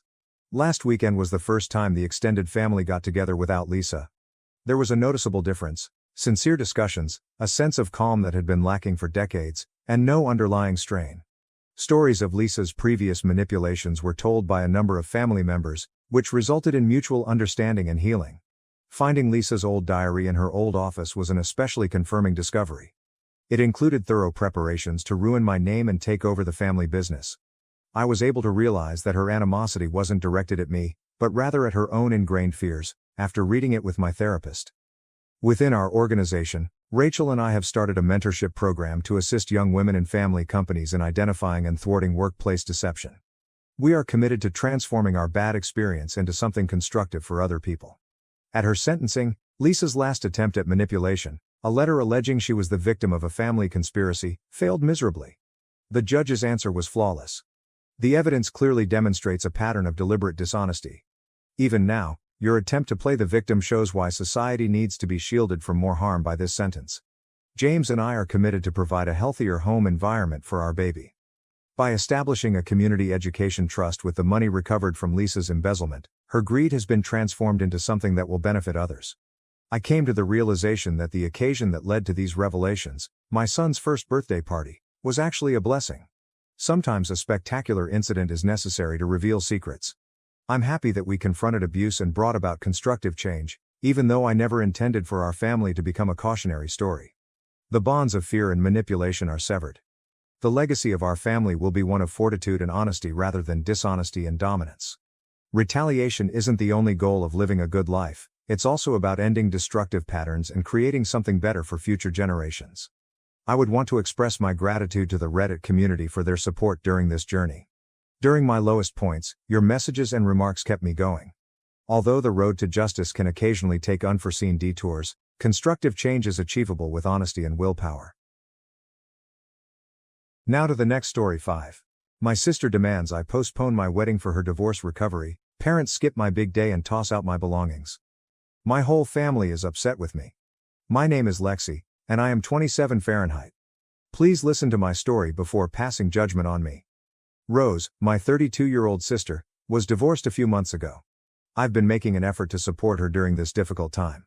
However, Rose and I have never been close, if I'm being completely honest. Her vast sisterhood was lacking. For years, she and her small circle of friends tormented me, and my parents did nothing to stop it. In my family, I always felt alienated. Let's fast forward to Rose's divorce a few months ago. She's been a complete mess. She had to return to live with our parents since she was unemployed. It didn't matter to me because I don't see my parents or Rose very frequently and we are not close. The problem is that I always felt like the odd one out, even as a child. The golden child was Rose. My parents loved her, and she did everything perfectly, straight A's, prom queen moments. In the meantime, I was the challenging, disobedient one. I got into fights, disobeyed curfews, colored my hair in outrageous hues, and more. The way Rose used to make me feel, however, was the worst. Not only would she harass me, but it seemed like she made a conscious effort to keep me out of her plans with her friends in front of me. She made sure I knew I wasn't wanted at school by spreading untruths about me. Then there was the response, or lack thereof, from my folks. They always stood behind Rose, no matter what she did. It stung a lot, and I carried that bitterness into adulthood. I recall telling them once about the things she said to me, and they dismissed it with the comment, "Oh, that's just how sisters are." However, my 29-year-old partner Joshua proposed to me approximately a month following my sister's divorce. It was among the most joyful times of my life. After all, I had been anticipating this for some time. After nearly 4 years of dating, Joshua and I had discussed marriage frequently. Therefore, it seemed as though everything was coming together when he eventually proposed. Even though my parents and I weren't particularly close, I notified them right away, of course. Perhaps, just possibly, this could be something that would unite us, I thought. Almost immediately, I went into wedding planning mode, thinking about venues, clothes, flowers, and all the other details. Sharing this time with my friends and the few members of my family that I truly get along with made me very happy. However, a few weeks later, my mother called. She told me they needed to talk to me about something significant, and she sounded serious. To be honest, my initial assumption was that it might have something to do with Rose and her entire mess after the divorce. I simply got a feeling that something bad was going to happen. So, kind of expecting the worst, I headed to their place the following evening. And sure enough, my mom revealed it as soon as I sat down. They wanted me to delay my wedding by 2 years, she informed me. Yes, 2 years, as Rose had recently gone through a divorce. What I was hearing was unbelievable. My sister's divorce caused my wedding to be postponed. I thought she must be kidding because it was so ridiculous that I briefly burst out laughing. She was dead serious though. She clarified that Rose needed time to heal and possibly find another partner because she was still devastated. It seems like my wedding would get in the way of it. I questioned my mother if she was serious as I sat there in shock. How could she possibly believe that Rose's romantic life was connected to my wedding? Rose's poor choices were intended to cause my wedding, one of the most important days of my life, to be postponed. "We are family, and we need to support each other," was the famous line my mother used to strike me. She has said this to me countless times. Always, it's about standing by Rose. They seem to want me to be this quiet, helpful person in the background who always prioritizes her needs. I was unable to control my anger. I told my mother that I couldn't believe she had the audacity to ask me such a question and that this was really absurd. Then I simply walked away. I didn't want to be there and hear more of their guilt-tripping and justifications. However, it didn't end there. Over the course of the following few days, my mother called me often to reassure me that this was the appropriate course of action and that the family as a whole, not just Rose, was at stake. She insisted on bringing up the unfairness of Rose attending my wedding while still going through her divorce. However, when was life ever fair? Just because one individual is experiencing something doesn't mean that things stop. It's not as if I'm attempting to make Rose feel unhappy. All I want is to marry Joshua and begin a life together. My dad also became involved, which surprised me because he often stays out of this kind of drama. Using Rose's current emotional state, and the fact that my wedding would be too much for her to take, he attempted to reason with me. He gave the impression that she would be severely burdened by my wedding, as though my joy would somehow make her even more unhappy. Again, though, I fail to see how it is my issue. I can't stop my life, especially to save her feelings, and I can't control how she feels. My parents continued to phone and harass me for days after that. I knew there would be more of the same guilt trip over delaying the wedding every time I saw their name appear on my phone. I must admit that I was growing impatient with them. In contrast, my sister had not spoken to me at all. I was starting to question whether this was truly what Rose desired or whether my parents were simply projecting their own problems onto me because it was all coming from them. I therefore made the decision to take matters into my own hands and give Rose a call directly after a week or so of this back and forth.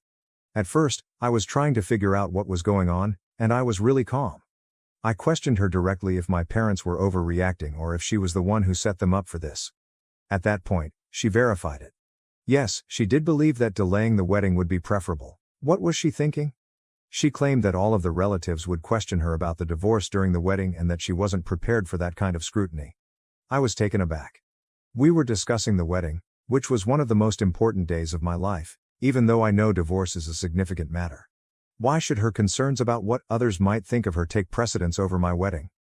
I politely explained to her that this was my wedding and that I didn't think anyone would be bothering her about something so private at a gathering that was meant to be about Joshua and me. Let's face it, people are too preoccupied with the wedding of the couple, the cuisine, the dancing, and their personal life to pay any attention to anything else at the event. At my wedding, of all places, who is going to approach Rose and intrusively inquire about her failed marriage? Naturally, though, she refused to listen. She insisted repeatedly that she wasn't emotionally ready to deal with everyone and that if I truly cared about her, I would think about holding off until she was more resilient and able to take the attention. I became more irate the more she said. At last, I simply explained everything to her. I informed her that whether she or our parents attended or not, the wedding would take place regardless of her feelings. She was insecure about people asking her awkward questions, but I wasn't going to let that stop me from living my life. I didn't have to cope with that. She did. I immediately contacted my folks and told them the same thing once I hung up. "Look, I love you all, but I'm not delaying the wedding," I remarked. "It would be wonderful if you could lend me your support. If not, I can understand, but whether you are present or not, the wedding is taking place." As expected, my mother broke down in tears and said that Rose needed time to recover and that I was destroying the family. However, I had already made up my mind by then. I had no intention of giving up. 3 weeks ago, the wedding did take place. Joshua and I got married, and it was lovely. I won't lie, it was difficult to walk down the aisle by myself, even though my parents weren't there. I had dreamed about that moment all my life, and I always saw my father being there. As I approached Joshua, I could see that broad smile light up his face. I realized that I was just doing this for Joshua and myself, not for my parents, Rose, or anybody else. And to be honest, that was sufficient. I was content with my choice. My closest friends and those who genuinely support us were all around me. After the ceremony, things became a little more tricky when we arrived at the reception. The majority of my relatives, including some aunts, uncles, and cousins who had not been involved in the drama, had arrived. However, they took note. They were definitely curious when they saw that my parents weren't present. "Where are your mom and dad? Is everything okay?" People began to inquire. I was aware that I would eventually have to explain the entire complex situation. I initially made an effort to sidestep the inquiries so as not to turn the day into a family drama, but the questions kept pouring. I eventually sat down with some of my aunts and cousins and told them everything, including how my parents had insisted that I postpone the wedding, how they wanted me to put Rose's needs before of my own, and how they ultimately decided not to attend when I refused to comply. I didn't mince words. I had had enough of acting as though nothing was wrong. They responded with a mixture of amazement and incredulity. Some of them were upset on my behalf, while others were appalled that my parents would even ask such a foolish question. Being able to finally tell my side of the story felt like a weight being lifted off my shoulders. To be honest, it was nice to have some of my family members comprehend the difficulties I had been facing. More individuals heard the story as the evening wore on, and by the conclusion of the evening, it was essentially well known. Something unexpected happened instead of the criticism I had anticipated. The other members of the family began to shun my parents. It seemed as though the entire situation had made people realize how they had been treating me for years, prioritizing Rose and expecting me to always take a back seat to her. People started contacting me to offer their support, saying things like, "You did the right thing by standing your ground," and "I had no idea it was this bad." Then, something even more bizarre occurred. Our cousin, who is getting married next month, sent out an invitation to her wedding without inviting my parents. It seems that on her own special day, she didn't want that kind of hatred. That was completely unexpected, and I feel a little bad about it. However, I can't help but feel validated at the same time. I felt alienated for years, as though I was the one who was constantly making trouble or not being sympathetic enough. However, people were finally beginning to realize that perhaps, just possibly, it wasn't entirely my fault. Joshua and I took a week-long honeymoon after my wedding, and it was, quite honestly, the nicest getaway I could have ever imagined. Away from all the family drama, we traveled alone to this lovely beach resort. For the most part, I just enjoyed the silence without checking my phone. I was aware that my parents and most likely my sister would send me messages, but I was unable to handle them while on the honeymoon. It was time for us to unwind and begin this new chapter stress-free. Reality struck me hard once we returned. I made the decision to listen to the voicemails that had accumulated for a while. To be honest, I wasn't expecting what I heard. Rather than attempting to resolve the issue or simply have a polite chat, my parents' communications were rife with profanity.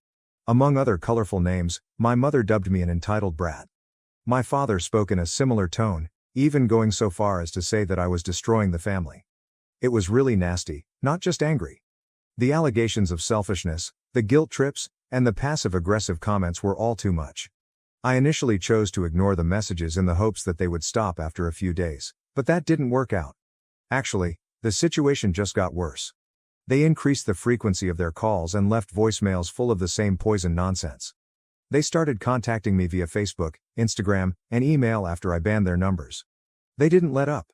After being silent since the wedding, my sister suddenly spoke up and sent me lengthy letters accusing me of ruining the family by prioritizing Joshua and my happiness over maintaining the family's togetherness. To be honest, it was rather draining. They even began using several phone numbers at one point in order to avoid being blacklisted. After I blocked one number, they would return with another in a few hours. I had the impression that I was playing a perverse game of whack-a-mole, except that toxic family members who couldn't accept no were the moles. To be honest, I became quite irritated. When your own relatives simply won't leave you alone, what do? They would always find a way to drag me back into the drama if I attempted to stand back and concentrate on my personal life. They seemed unable to accept that I was content without them and that I no longer required their continual affirmation or approval. I discussed it with Joshua, and he has been really encouraging. He made suggestions ranging from deleting all communication to altering my phone number. However, a part of me is really torn. They're still my parents. Despite everything they've said and done, I still feel horrible for shutting them out, which makes me feel like the evil guy. However, I am aware that I cannot continue to allow them to abuse me in this manner. They refused to listen to me when I tried to explain how their actions were impacting me. My mother used classic emotional manipulation when she said things like, "You're choosing your husband over your own family. And you'll regret this when we're gone." I don't even believe they're interested in hearing my side of the story at this time. It seems as though they are merely trying to regain control over me because they are angry that I have deviated from their authority and are making every effort to entice me back. To be honest, I don't know what to do. A part of me feels that I should just stop talking to them altogether, change my phone number, remove them from social media, and stop communicating altogether. I'll regret it though, according to this persistent voice at the back of my head. That one day I'll regret how I handled things, or that perhaps, just possibly, they'll change their ways and see how poisonous their actions have been. Let's face it though, how likely is that to actually occur? They won't alter based on what I've observed thus far. If anything, they appear to be stepping up their efforts, claiming that I have betrayed them by defending myself. I can't continue to live this way, always being cautious and anticipating the next round of messages filled with guilt. I need some guidance, Reddit. What can I do to make this stop at last? Has anyone else experienced the same thing with family members that would not quit bothering them? How did you respond to it? Is avoiding touch the ideal course of action in this situation, or is there a medium ground that I haven't considered yet? They just won't go away, even though I feel like I've tried everything. My family seems intent on keeping me stuck in this cycle of duty and guilt, even though I want to go on with my life and concentrate on my marriage. I would appreciate any guidance. First update. Hello everyone. I thought I'd give you some further history on my family dynamic because many of you have been inquiring about my childhood. To be honest, there isn't a particularly noteworthy incident or time that made me understand my family wasn't supporting me. The fact that I was growing up in a home where I didn't feel understood or supported emotionally came to me more gradually. It's difficult to explain without coming across as ungrateful because, in theory, my parents fulfilled their obligations. I had clothes and food, attended school, and occasionally had family holidays. However, I never experienced genuine affection or value. My parents were always far more concerned about my older sister, Rose, when I was growing up. Not in the conventional sense of older sibling gets more responsibility. It seemed to them that I was the one who caused difficulty, the one they had to put up with, and Rose was innocent. When I tried to show them something I was enthusiastic about or bring home good marks, they would give me a half-hearted, "That's nice, Lexi," before going on to whatever Rose needed. I was only there, but she was always the focus of their attention. As a child, it's difficult to describe how alienating it is to be ignored and treated as though you're invisible. And that happened more than once. Throughout my early years, that pattern kept coming up. I believe I was 16 years old when I got into a heated argument with some of my school pals. At the time, it felt like the end of the world, one of those things that happens to teenagers. I cried when I got home, looking for some consolation or even some guidance. While a, "Hey, it'll be okay" moment would have been nice, I'm not claiming I was expecting a full-on therapy session. Rather, my dad stated, quite literally, "You probably brought it on yourself. You should learn to pick better friends." When I told my parents about it, just blame, no embrace, no support. In the meantime, they would stop everything to assist Rose in resolving any problems she might have brought home. In addition, let's take a moment to discuss Rose. She wasn't exactly the epitome of an older sister who was helpful. In actuality, she essentially made it her mission to ruin my life whenever she could. She had a small group of pals who were all as conceited as she was, and they found it amusing to harass me. They would do things like hide my belongings, tease me about my attire, or even prank phone the house and say horrible things about me while posing as classmates. It was the sort of thing that, although it seems ridiculous now, seriously damaged my self-esteem when I was younger. What's the worst? My parents were aware of it. "She's just teasing you, Lexi. It's normal sibling stuff," people would respond when I explained what Rose was doing. But I never thought it was usual. When I was around 13, there was one really awful occurrence. I was persuaded to play a game of makeover with Rose and her friends. I should have known better, but I went along with it because I was so anxious for my sister's approval or attention. I looked like a clown when they applied makeup to my face in the most absurd way imaginable. Then, without my knowledge, they snapped photos and distributed them to classmates. Everyone laughed at me the following day. No reprimand for Rose, no pity for me, just the same old thing with an attitude. When I came home crying, my parents just responded, "It's just a joke, don't be so sensitive." In retrospect, I saw that these served as the foundation for my current relationship, or lack thereof, with my family. I worked for years to gain their acceptance and convince them that I was deserving of their love and care. However, it never succeeded. They didn't care about me or what I was going through since they were too preoccupied with Rose and her issues. To be honest, I believe that's the reason I've grown into the person I am now. Someone who has learned to be self-reliant and to defend myself when necessary. Because of this, I had previously felt disappointed by my family when the wedding situation arose. It was only the decisive moment. I had been the afterthought, the second choice, for years. It felt like the last straw when they requested that I postpone my wedding for Rose's sake. They seemed to have learnt nothing from the several instances in which they prioritized her above me. They wanted me to continue playing the part I had always played, which was the one who put the family's togetherness ahead of her happiness. However, I was no longer able to accomplish it. To be honest, it feels like a big relief that I finally made the decision to choose myself. That's the main idea of my early years, then. There was a great deal of emotional neglect and favoritism that left its impact, but nothing particularly dramatic. I've taken a while to come to terms with the fact that I can prioritize my needs and that I don't have to put up with toxic behavior just because someone is family. Now that I have Joshua, we are creating our own small family where I feel respected, loved, and supported. Things I didn't really experience as a child. Thank you for reading, and thank you to everyone who has contacted me with good comments and suggestions. It has a lot of meaning. I'm coming to see that, even with family, it's acceptable to establish limits. Even if it's difficult, I know I'm acting in my own best interests. Second update. Hello everyone, a lot has happened since my last post, so I wanted to offer you all some updates. Unsurprisingly, my folks discovered a new method to irritate me around a week after Joshua and I returned from our honeymoon. I received a message from them requesting that I come pick up my childhood belongings on Sunday since they wanted them out of their home. I was pretty well over it by then, but the message was sudden and cold. I assumed I would simply go get my belongings and be done with it. I tried not to make a big deal out of it, so I simply said, "Okay," in response. However, what I witnessed when I drove there with Joshua for support was beyond absurd. My entire belongings were already on the grass, stacked like a garage sale that nobody was interested in purchasing. And not simply tucked away either. Everything appeared to have been thrown out carelessly, as though it had been left there for hours or perhaps days. Some of my old books were wet from being in the morning dew, and several of my old clothes and toys looked like they had been on the grass for a long time. Things I genuinely cared about, like emotional treasures and old photo albums, had some water stains on them.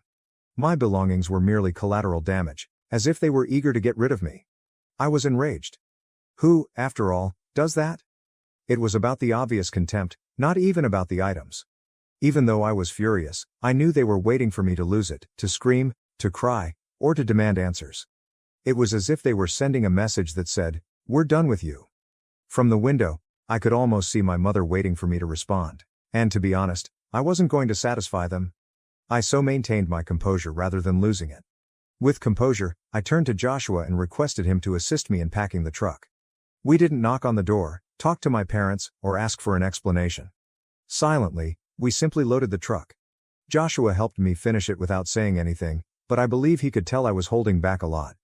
It was strange, though, since I became aware of something while we were packing everything up. I wasn't depressed. I wasn't devastated or heartbroken.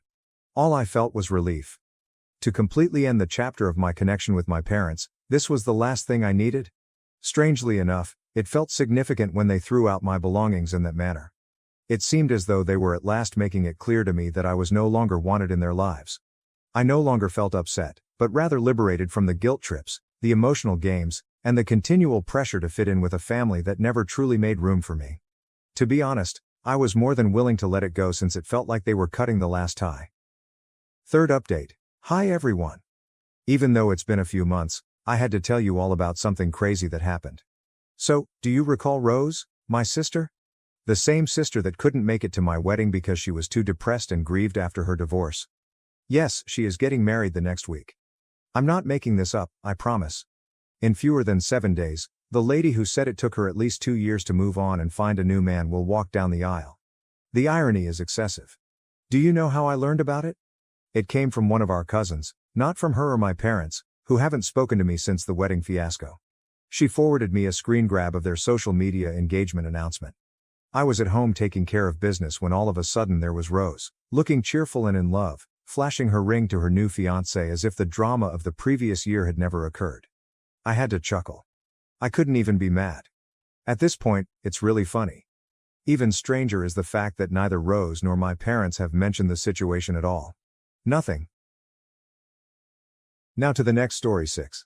I quietly left after discovering my wife's affair after 3.5 years of marriage. A year later, my ghosted ex-wife tracked me down. After hearing of my wife's adultery, I moved to the hills. I'm not sure why I'm writing this, but perhaps it will be helpful to someone now that the incident is over and I've moved on.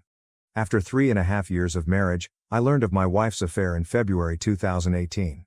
I worked a contract job that occasionally required a lot of travel but also permitted me to work from home when I returned. As a director of a technical sales company, my wife held a very lucrative position. Although things had become a little strained due to her working longer and longer hours and me traveling for work, we still had what I would call a fairly excellent marriage. Background: 5 years ago, at a cookout hosted by a mutual acquaintance, I met my wife, who is now my ex. We immediately clicked after we started talking. To be honest, I felt that being with a woman who was so attractive and articulate was a huge advantage. My rough around the edges demeanor somehow appealed to her. After a few weeks of dating, we found ourselves smitten with one another. When we would meet at each other's apartments, the clothes simply flew off. After 18 months of dating, we eventually got married and moved into a large apartment while saving for a down payment on a home. Things began to change after the first 3 years of marriage. Even though I still had feelings for her, I noticed that she would argue over little matters. When I mentioned all the late hours and the increasingly regular work outings, she would grow irate. Since she had been moving up the corporate ladder, she would claim that it was a necessary component of paying the dues. At least that was her justification. She informed me that since I was also away for weeks at a time, I had no right to challenge her. In reality, I had only been taking vacations for 3 or 4 days every 5 weeks or so I assured her that I could definitely manage cutting back on my travel time. There was never a conclusion to these highly circular arguments. Looking back, I realized that I was unaware that my wife was having an affair. Aside from our declining sexual life and her persistently late work hours, I would never have suspected anything. I simply assumed that she was exhausted from her job. But being rejected so often when I tried to start a sexual relationship had taken a toll on my ego. Although she had a work mobile phone and might have been using it, I didn't witness the covert texting that I had read about in other articles. She used our spare bedroom as a home office and spent a lot of time there. Around September 2017, Kathy began returning home from work and spending the evening at a work engagement instead. This increased from 1 night per week to over 3 nights each week. Although I'm not naturally envious, she would undoubtedly be observed by others, and I'm aware that she would need to repel some of the males at her workplace. Despite working with more male CEOs than female ones, she gave off the impression that she was primarily engaged in her job. The first time I suspected she was cheating was a month prior to D-Day. Before returning home, she had made a brief stop at the supermarket. I was asked to assist her with the grocery shopping. Something pink was glinting from just beneath the front passenger seat of her automobile as I was retrieving a few items from the rear seat. It was a bra that belonged to my wife. She preferred ones from a certain clothing store, so I knew it was hers. Looking back, I can see the bra was a warning sign. She always removes her bra first, from under her clothes, when she's feeling very lustful. I'm not sure why, but when I watched this, I felt sick to my stomach right away. I couldn't understand why her bra was beneath the seat. I didn't say anything more. My heart must have been pounding so hard that I nearly passed out, because when I brought the bags back to the kitchen, Kathy asked me how I was feeling and said that I appeared to have seen a ghost. I simply ignored her remark. It took everything I had to conceal my emotions, but I did my best not to appear upset or deceived. I made the decision to try to find out whether or not she was seeing someone that night and the following day. I began to consider all the hints I could have overlooked. Other than the bra, I had no evidence. She works in an office building downtown, and we live in a reasonably big city.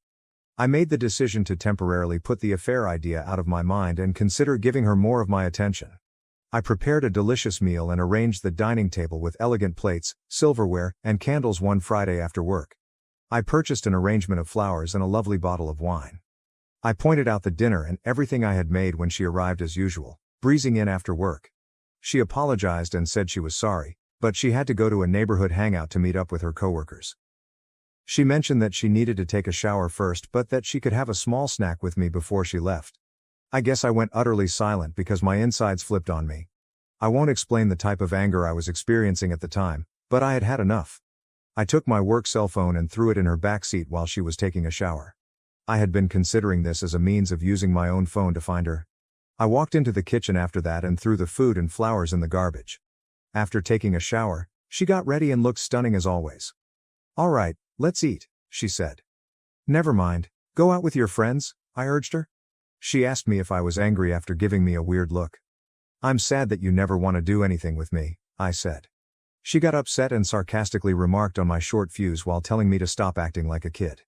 I muttered, "Foolish me," as I stood there allowing everything to settle in. For once, I felt we should spend the evening together. She simply gave me a sly smile and stormed off. I pulled out my second phone and began following my work phone when she departed. About 20 minutes away, at the bar she often visits with her coworkers, I caught her stopping. I made the decision to go find her automobile. Indeed, it was in the parking lot of the bar. I waited to see if I could see her in my car across the street. I felt completely different, like a stalker, but I told myself that I had to calm my fear of her whereabouts. I observed her leaving the bar with a man about an hour after I got there. He had the appearance of an executive from her company. He took hold of her, drew her near, and planted a kiss on her lips. My body was totally numb, and my stomach started to clench up. They went to a different vehicle and climbed in together. When their automobile pulled out, I tried to keep up with them. You guessed it, they drove to a hotel 10 minutes away. As I stopped on the street beside the hotel, I saw them exit, holding hands, and enter. I'd seen enough. I felt foolish. I began pounding the steering wheel with my fist. That was it? Something went totally blank inside of me. I'm not sure if I had an out-of-body experience or blacked out, but as I got better, I felt like I wanted a drink. At this point, my life started on a path I never would have imagined. I simply began to drive out of town, replaying all that I had just seen. I was crying out of anger, as much as I hate to admit it. I located a pleasant little tavern on the outskirts of town, some 30 miles away, and stopped in. I ordered a drink while seated at the bar. The bartender, a lady, said that I looked like someone had taken the wind out of my sails, so I guess I looked like death warmed over. I answered, half smiling. "You could say that." A man sat down beside me and struck up a discussion.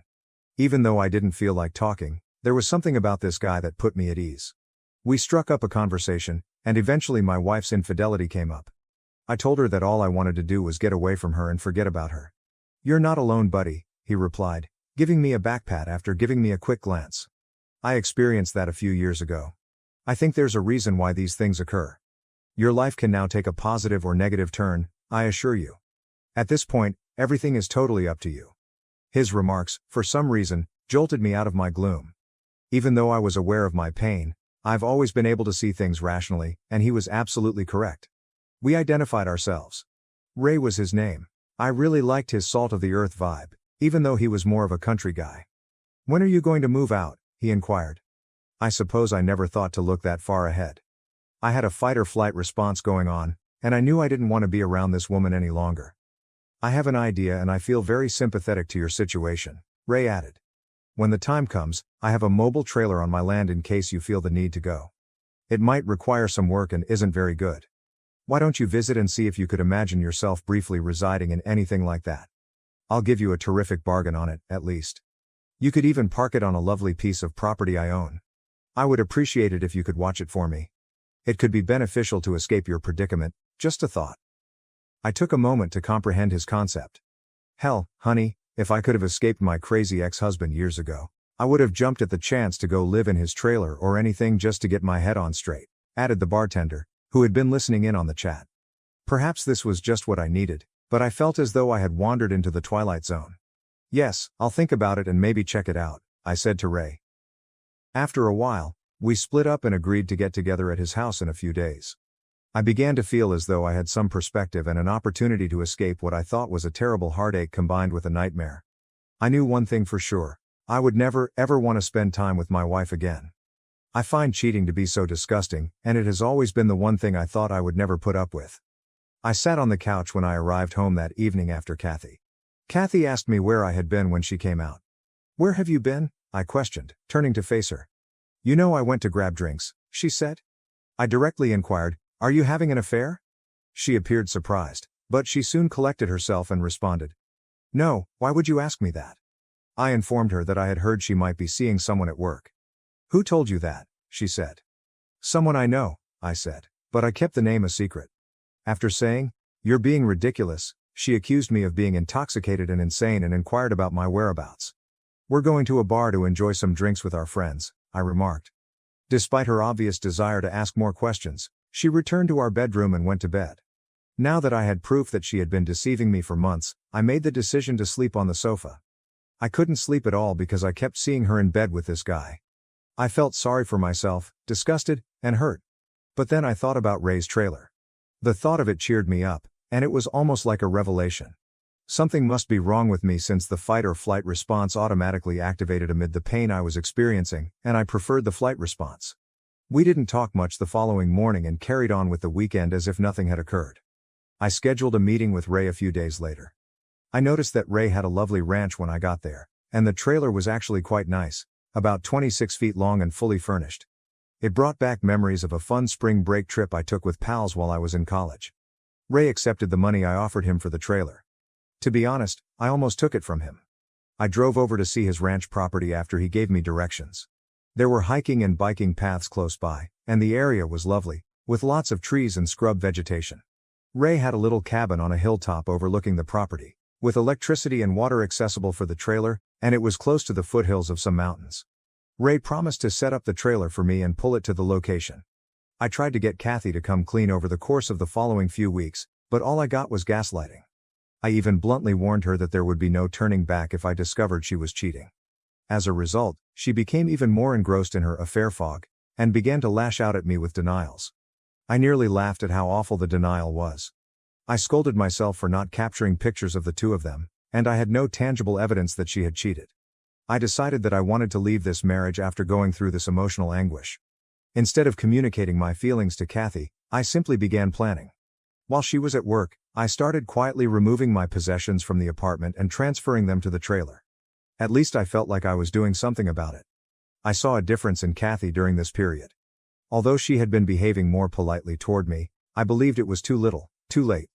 I felt I needed a break too, so she kept going on company outings, after work. One night, I got ready too, just as she was leaving. After glancing at me, she inquired about my destination. All I said was, meeting up with some friends. You wouldn't enjoy all the shop talk, and you don't know them? I interrupted her as she began to ask more questions. She used to say precisely this to me whenever I asked if I might accompany her on office excursions. All right, have a good time, she added, with a somewhat offended expression. I definitely will, I replied. I began making new acquaintances while working on the trailer and hanging out with Ray at the bar. I felt better after spending time with Ray's wonderful family and friends. I also made the decision to cut back on my drinking because I didn't want to form any unhealthy habits. I knew better than to drown myself in sympathy, even though it would have been so simple. At this point, Kathy informed me that the next week she would be traveling for work. She stated the executive team and a few department heads were going when I inquired who was going. I hope you have a great time with your boyfriend, I added, glancing at her. I immediately regretted saying that because it sparked a furious argument. Although, as Ray had informed me, it didn't really matter, I now regret not knowing more about her affair partner, AP. It doesn't matter who the other guy is, Ray replied. The fact that she chose to leave you is all that matters. She destroyed the marriage. Whether she admits it or not, brother, facts are facts. Ray ought to write a book for the betrayed. Damn it. I had the ideal opportunity to move out entirely during Kathy's work vacation. When she was gone, I collected everything valuable that was mine, including clothes, laptops, and equipment. I didn't take any shared goods or furniture. I left a note before I left. It was a lengthy explanation at first, but I chose to make it brief. I wrote, I hope it was worth it on a piece of paper. On top of the note on the kitchen table, I set my wedding ring. I felt like a great weight had been lifted as I left. I was liberated. The hurt would take time to heal, and there would be baggage to cope with, but I had started. I needed time to myself and to swiftly and quietly get rid of her. The fact that I hadn't challenged her or coerced a confession didn't make me proud. I hadn't screamed or shouted. She didn't deserve it, in my opinion. She disregarded everything we owned, including our plans for the future, our aspirations for a home and a family, and now it was all gone. There was no turning back. I owed her absolutely nothing. She could handle the consequences. I hadn't planned anything or called a lawyer. I just wanted a new beginning and some clarity.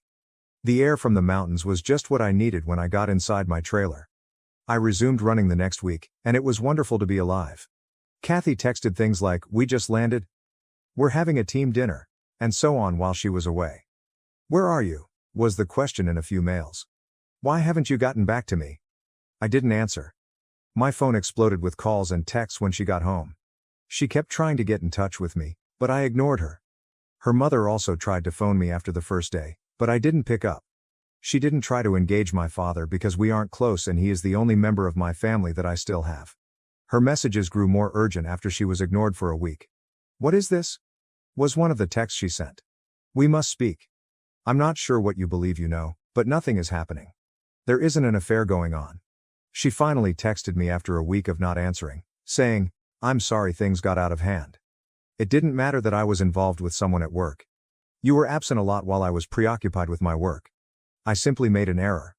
I intended to terminate it." An error? I had been waiting for this confession all along, yet somehow it only made me detest her more. Why was she unable to be truthful? I didn't have any dreams about a future with this woman.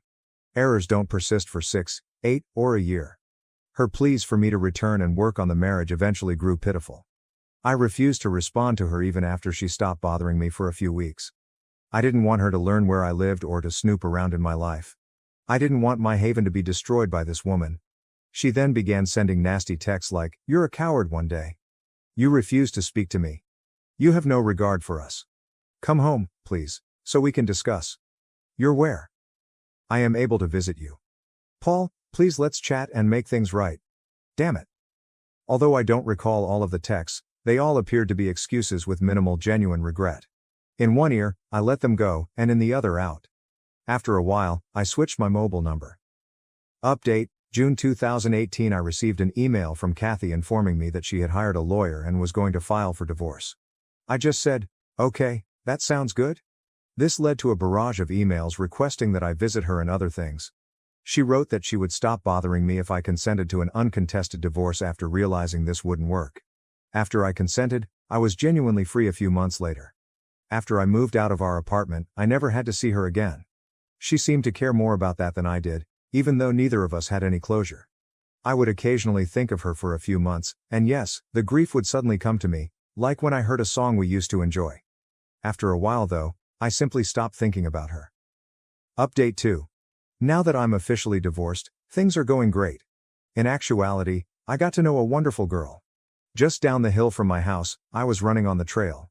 We clicked when I helped her replace a flat tire. Despite being a few years younger than me, she is fantastic and quite adorable.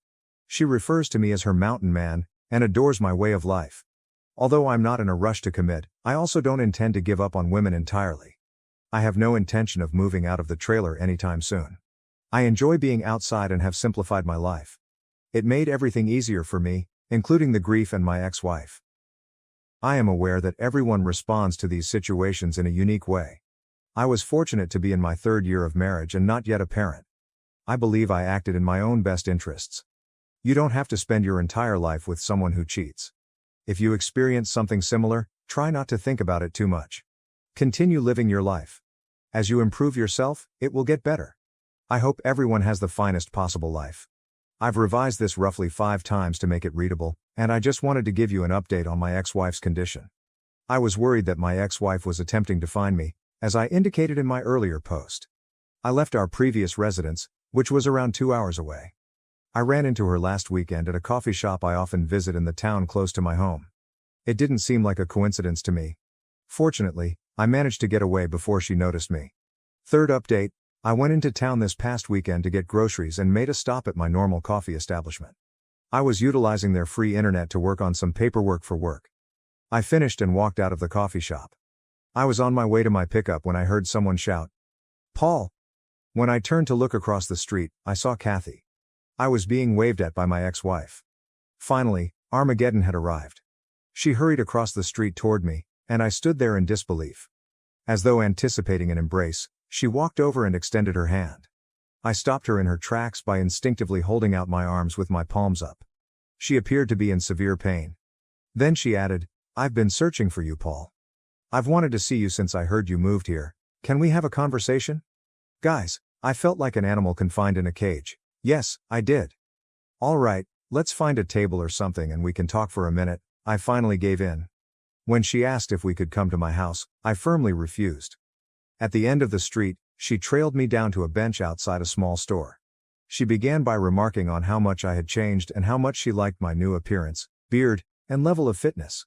She raved about how much my body had changed. Wearing a tank top, small white shorts, and her hair in a ponytail, just like I used to enjoy, she was really putting on the charm. I had my radar set high. She was clearly attempting to activate the sex appeal. I needed to control myself so I could see where this was headed. She began by saying she was sorry about the affair. She claimed that after I left, karma had severely impacted her. When her employer learned of the affair, the situation became so tense that she eventually resigned. Her affair partner AP, who at the time was engaged, received criticism and was transferred to a different department within the organization. She replied by telling his fiancé the truth after he blamed her for everything, which caused them to split up. This is when she bowed her head and began to weep. I didn't say anything, I just sat there and looked around. She stood up straight and looked at me for a while. "What do you want from me?" I asked. She assured me that she had no intention of having an affair. She stated that the company's politics and positioning drew her in, and that her AP used his charm and influence to corrupt her. She acknowledged that she felt she was taking advantage of him as much as he was taking advantage of her. After I accused her of cheating, she stated that she intended to come clean. She drank after work to ease the guilt she felt at the moment because she loathed herself. She claimed that she felt so stupid, so alone, and as like her heart had burst with loss immediately after I departed. She ended her relationship with her AP right away. She believed she had to find me to see if there was any chance of reconciliation because I refused to speak with her or get in touch with her. She desired a fresh start. She hoped we could start afresh even though she knew we were divorced. I simply gazed at her. I then gave it to her. "You have no right to come out here and undo all the harm you have done. Do you think I'll overlook everything you did to destroy our union? As I previously stated, we were done if you cheated. Forgiveness does not exist. This relationship will not be restarted. You murdered it. As soon as you left me, you ruined everything we had. How foolish do you believe me to be? One evening, I watched you enter a hotel with him. Were you aware of that?" I became aware that people were beginning to notice that my voice had been getting louder. She grabbed my arm and started crying. After letting her sob on my shoulder for a while, I pushed her away. "I deserve all this," she replied, glancing up at me. "I am certain that I do. If nothing else, would you allow me to take you out to dinner? I'd rather not go. I would like to speak further. I want to make sure that we are transparent about everything. You need to spend more time with me than you have in the past. Paul, please. I love you so much, even though I know you might not want to hear it. Before you left me, I had no idea how much I loved you. You broke me as much as I broke you. I'm unable to forgive myself, and I don't want to do so till the day I pass away." She began to sob uncontrollably and hyperventilate. I lifted her up and gave her a hug. It seemed like my only option for soothing her. I knew then that I had shattered her heart as severely as she had shattered mine. Walking, we found a peaceful spot to carry on our conversation. I said, "How did you find me?" when she had calmed down. "Have you engaged a private investigator?" After giving it some thought, she responded no with a small giggle. She clarified that she asked how things were going when she ran into Stacy a few weeks prior. Stacy didn't mention that she had noticed me. Kathy forced her to reveal all the information. I had warned Stacy not to tell her, so she was reluctant, but Kathy persisted. Stacy finally gave in, but all she knew was that I lived somewhere close by and was in town. On her days off, she began to come here to check on me. I kind of laughed when she said that, thinking, damn, Stacy can't keep her trap shut. She blushed. We ultimately decided to have dinner at a charming little spot with a patio. I made sure we didn't drink anything since I wasn't going to give her a reason to be kind to me or say she wasn't so inebriated that she couldn't drive back. In fact, we had a good conversation. I then escorted her to her vehicle. She insisted that she hadn't dated anyone else since I left and vowed fervently that I was the only person she wanted, so she pushed me hard to stay longer. "No, it's still way too early for me to go down that road," I informed her. She pleaded with me to come back, but I didn't say yes. After giving her my new email address, I didn't say anything more. My response to her request for my phone number was, "You'll just blow it up with texts and calls." She wept over it, but in the end, she agreed with my choice. She promised to send me an email with information on returning to town the following weekend before she left. I asked her directly, "Would you have forgiven me if I had been the one cheating?" before she got into her car. "Yes, in time, but only if we saw a marriage counselor and worked through the healing process with lots of talking, maybe even a binding agreement," she responded after pausing to reflect. "All right, maybe I could do that. In 5 or 10 years, I answered. "I would wait if that's what it would take," she replied.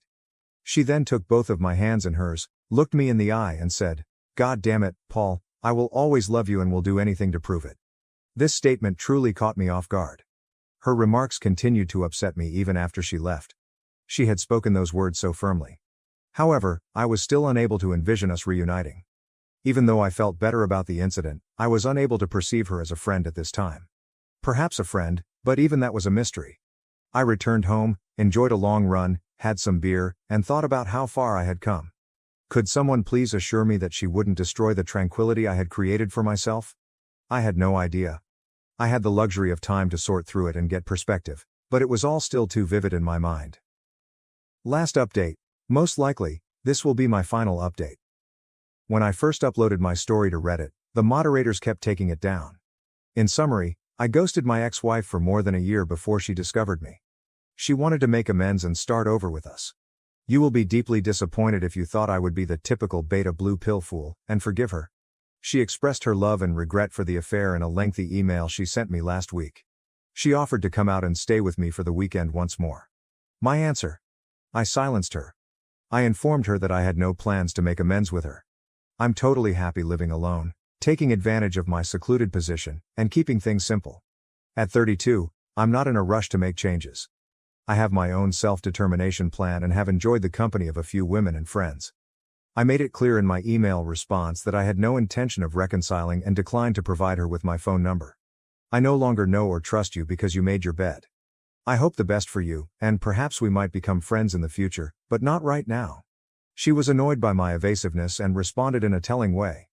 She acknowledged that she had taken a job offer from a different state. Her true goal had been for me to accompany her, believing that my remote work would make the move simple. She wished we could start over somewhere new. She wanted to visit me in person to attempt to persuade me because she was running out of time before moving. Luckily for me, her time was up because I had a week of business travel scheduled. I'm grateful. I will no longer have her in my life. She will soon recognize that her time with me is over, but I anticipate receiving a few more emails. She'll need to find someone else, and she might even cheat on them. To anyone reading this, make the most of your life.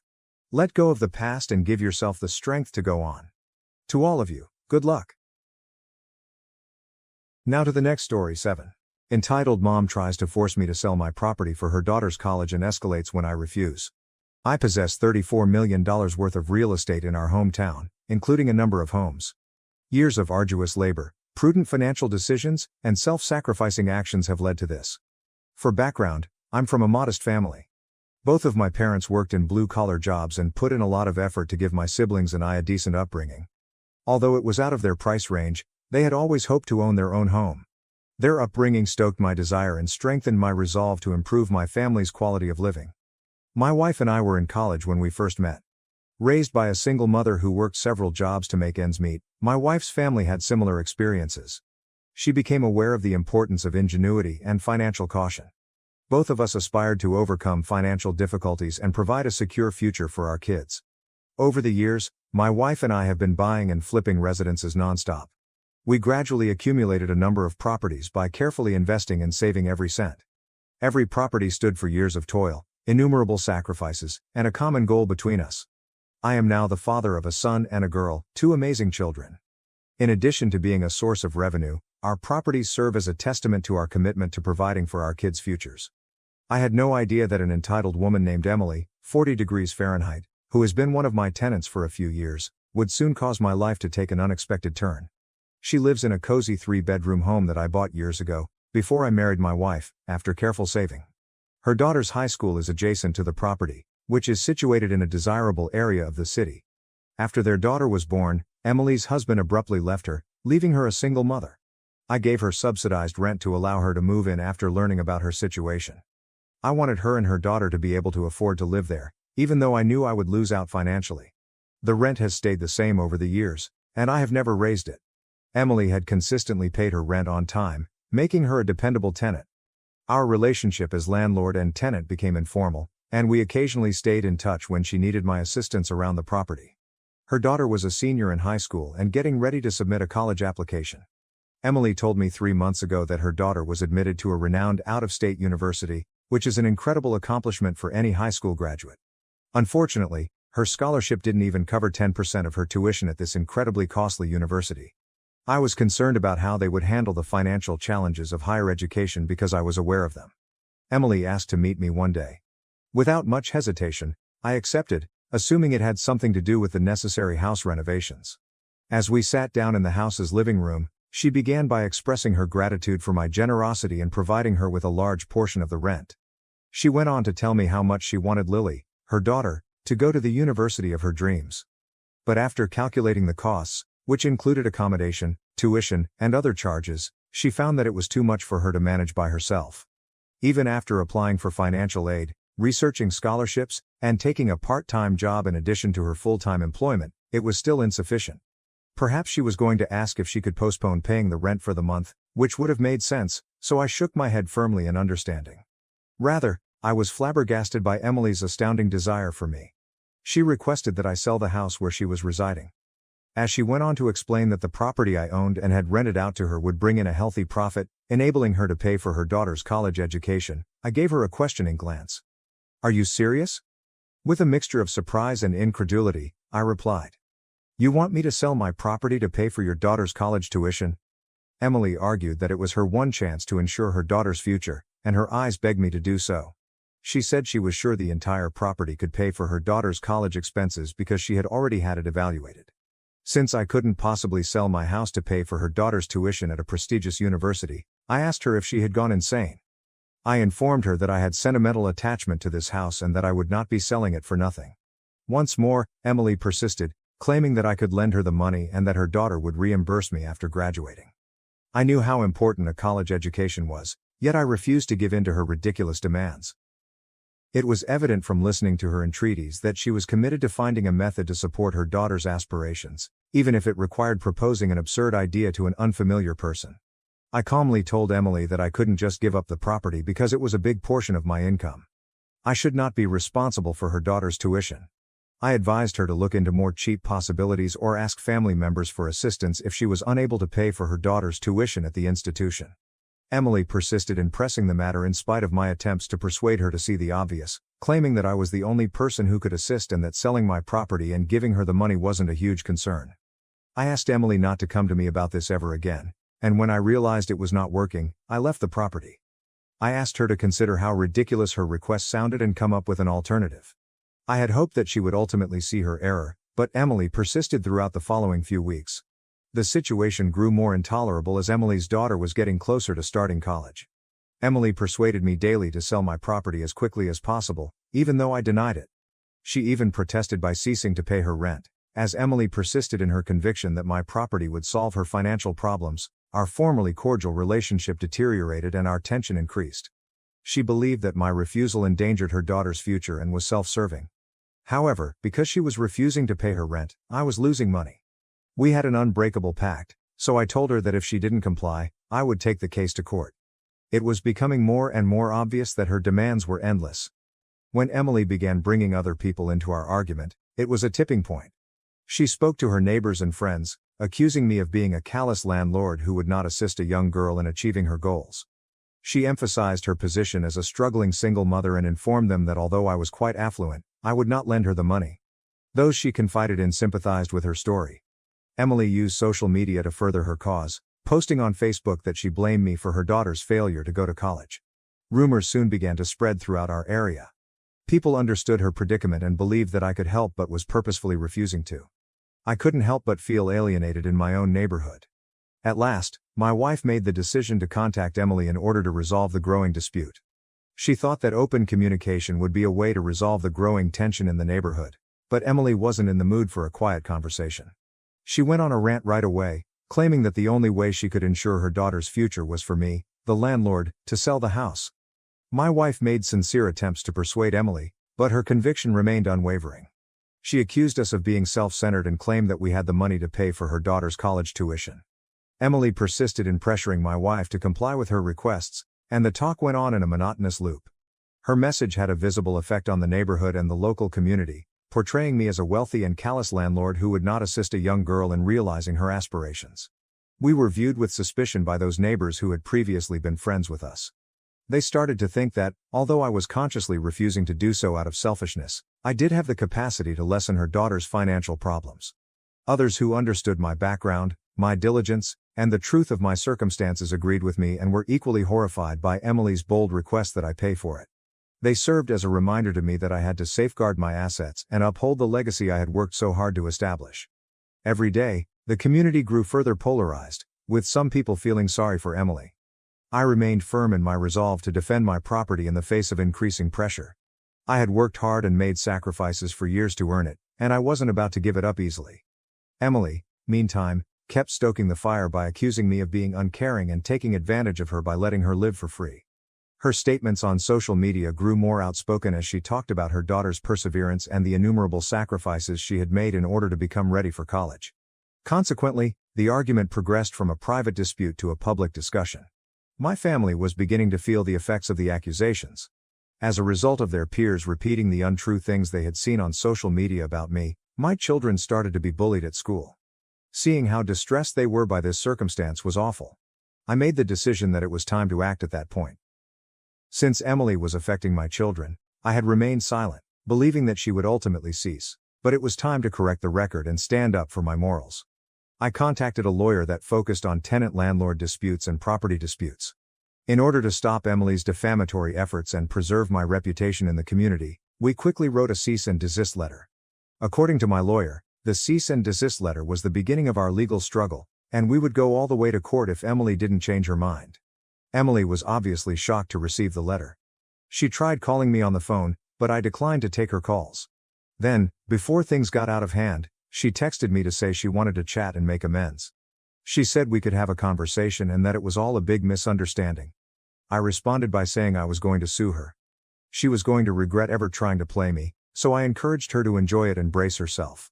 Emily has been adamant that I cover her daughter's tuition, damaging our family's reputation in the town and online, so I know this will be a difficult battle. My attorney is already getting ready for the case by detailing all of the unfounded charges and the damage she has done to us over the past few months. Some of my family members advised me to give her a chance to resolve the matter as she is a single mother attempting to act in her child's best interests after learning that I was bringing her to court. So, Reddit, am I the jerk for taking the entitled mother to court rather than selling my home to cover her daughter's college expenses? Update. Emily sent a letter of her own, containing more defamatory remarks and threats, in response to our legal action. Despite being aware of her financial circumstances, she has accused me of charging exorbitant rent, which she claims prevented her from saving money for her daughter's schooling. Her willingness to deceive and go to such lengths to achieve her goals is astounding. I've already given her subsidized rent, so it's annoying to see her play the victim when her claims are unfounded. She is obviously attempting to take advantage of the situation, and I will not allow it to occur. Emily's determination to fight to the end is apparent. Although my attorney, Matthew, has reassured me that we have a solid case because her charges are unfounded, he has advised me to be ready for a drawn-out and taxing court process. I can't help but consider how rapidly things have gotten out of hand. I had no desire to find myself in a courtroom, particularly with someone who had previously occupied my land. However, there are instances when you must defend what is rightly yours and stand your ground. Even if Emily may have good reasons, I can't let her force me to sell my property. The future of my family is on the line, and I'm committed to seeing this through to the end, no matter how difficult it gets. Update 2. The legal process has formally started since my last report. It had been agonizingly painful to wait for the court date. Tension permeated the courtroom as both sides presented their cases and supporting documentation. Emily presented herself as a struggling mother who is committed to securing her daughter's future, accompanied by her lawyer. In a detailed account of financial difficulties, her lawyer emphasized how my property had been the last straw for her daughter's aspirations to enroll in a prominent out-of-state university. Emily's emotional statement was filled with emotions as she talked about the sacrifices she had made as a single mother, including the long hours she put in at work and her unshakable dedication to her daughter's achievement. She portrayed herself as a mother who had done everything she could, talking about her tenacious job hunts and multiple applications for financial aid and scholarships. Emily's lawyer persisted in portraying me as a rich, callous landlord who put money over a young girl's aspirations during the proceedings. They suggested that I had been aware of Emily's financial difficulties but had nevertheless taken advantage of her predicament by charging her exorbitant rent. Emily presented a family friend as a witness, claiming to have overheard a conversation between Emily and me in which I supposedly offered to sell the property to pay for her daughter's college education. This was the most shocking turn of events. When this flagrant untruth was told in court, I sat there in shock. Matthew, my lawyer, vigorously disputed this allegation, claiming that no such discussion had ever occurred. He made the deliberate decision to refute the witness's account. The family acquaintance who testified on the purported conversation was first subjected to cross-examination by Matthew. In order to determine the witness's memory's credibility, he asked a number of specific questions. In an attempt to uncover discrepancies or holes in their memory, Matthew inquired about the time, date, and place of the alleged conversation. The family friend found it difficult to respond with consistent information and was unable to provide any hard proof to back up their claim, such as emails or texts. Under examination, their testimony grew more and more dubious. Matthew provided evidence that directly refuted Emily's account, severely undermining the case's credibility. He presented documents of emails and texts that were sent back and forth between Emily and myself at the time the said agreement was allegedly made. These texts made it quite evident that she had never brought up the idea of selling the land to pay for her daughter's schooling. Rather, they proved that it was Emily who was always putting pressure on me to sell the house. Furthermore, according to testimony from a neighbor who shared a residence with Emily, Emily had been paying lower rent than any other renter in the neighborhood. To support this claim, my attorney retrieved receipts from other local tenants. Matthew continued by arguing that the neighbor's evidence and the lack of any written or electronic correspondence about the purported pledge Emily made called into question the veracity of the family friend's story. This testimony was inadmissible as hard proof. We then concentrated on demonstrating that Emily had purposefully gone to considerable measures to damage my reputation on social media, which had led to my kids being bullied. In a detailed account of Emily's communications and posts on social media, my lawyer claimed that I was a callous and uncaring landlord who did not encourage her daughter's aspirations. In order to win the community's sympathy and support, these posts were rife with emotional appeals and downright lies. We pointed out that these posts were purposefully written to present her as a struggling mother who was doing everything in her ability to ensure her daughter's future, but in actuality, she was using emotional blackmail to pressure me into selling my house. Matthew then displayed screen grabs of direct messages and comments left by people who had interacted with Emily's posts on social media. Because of the misleading information Emily provided, some of these local residents had developed a bad view of me. These remarks ranged from expressing empathy for her predicament to flatly accusing me of being a callous landlord taking advantage of her circumstances. Along with the social media data, we also included witness statements from my kids, who said that Emily's posts caused them to be bullied at school. They described how classmates harassed and name-called them after echoing the untrue statements they had heard about their father on social media.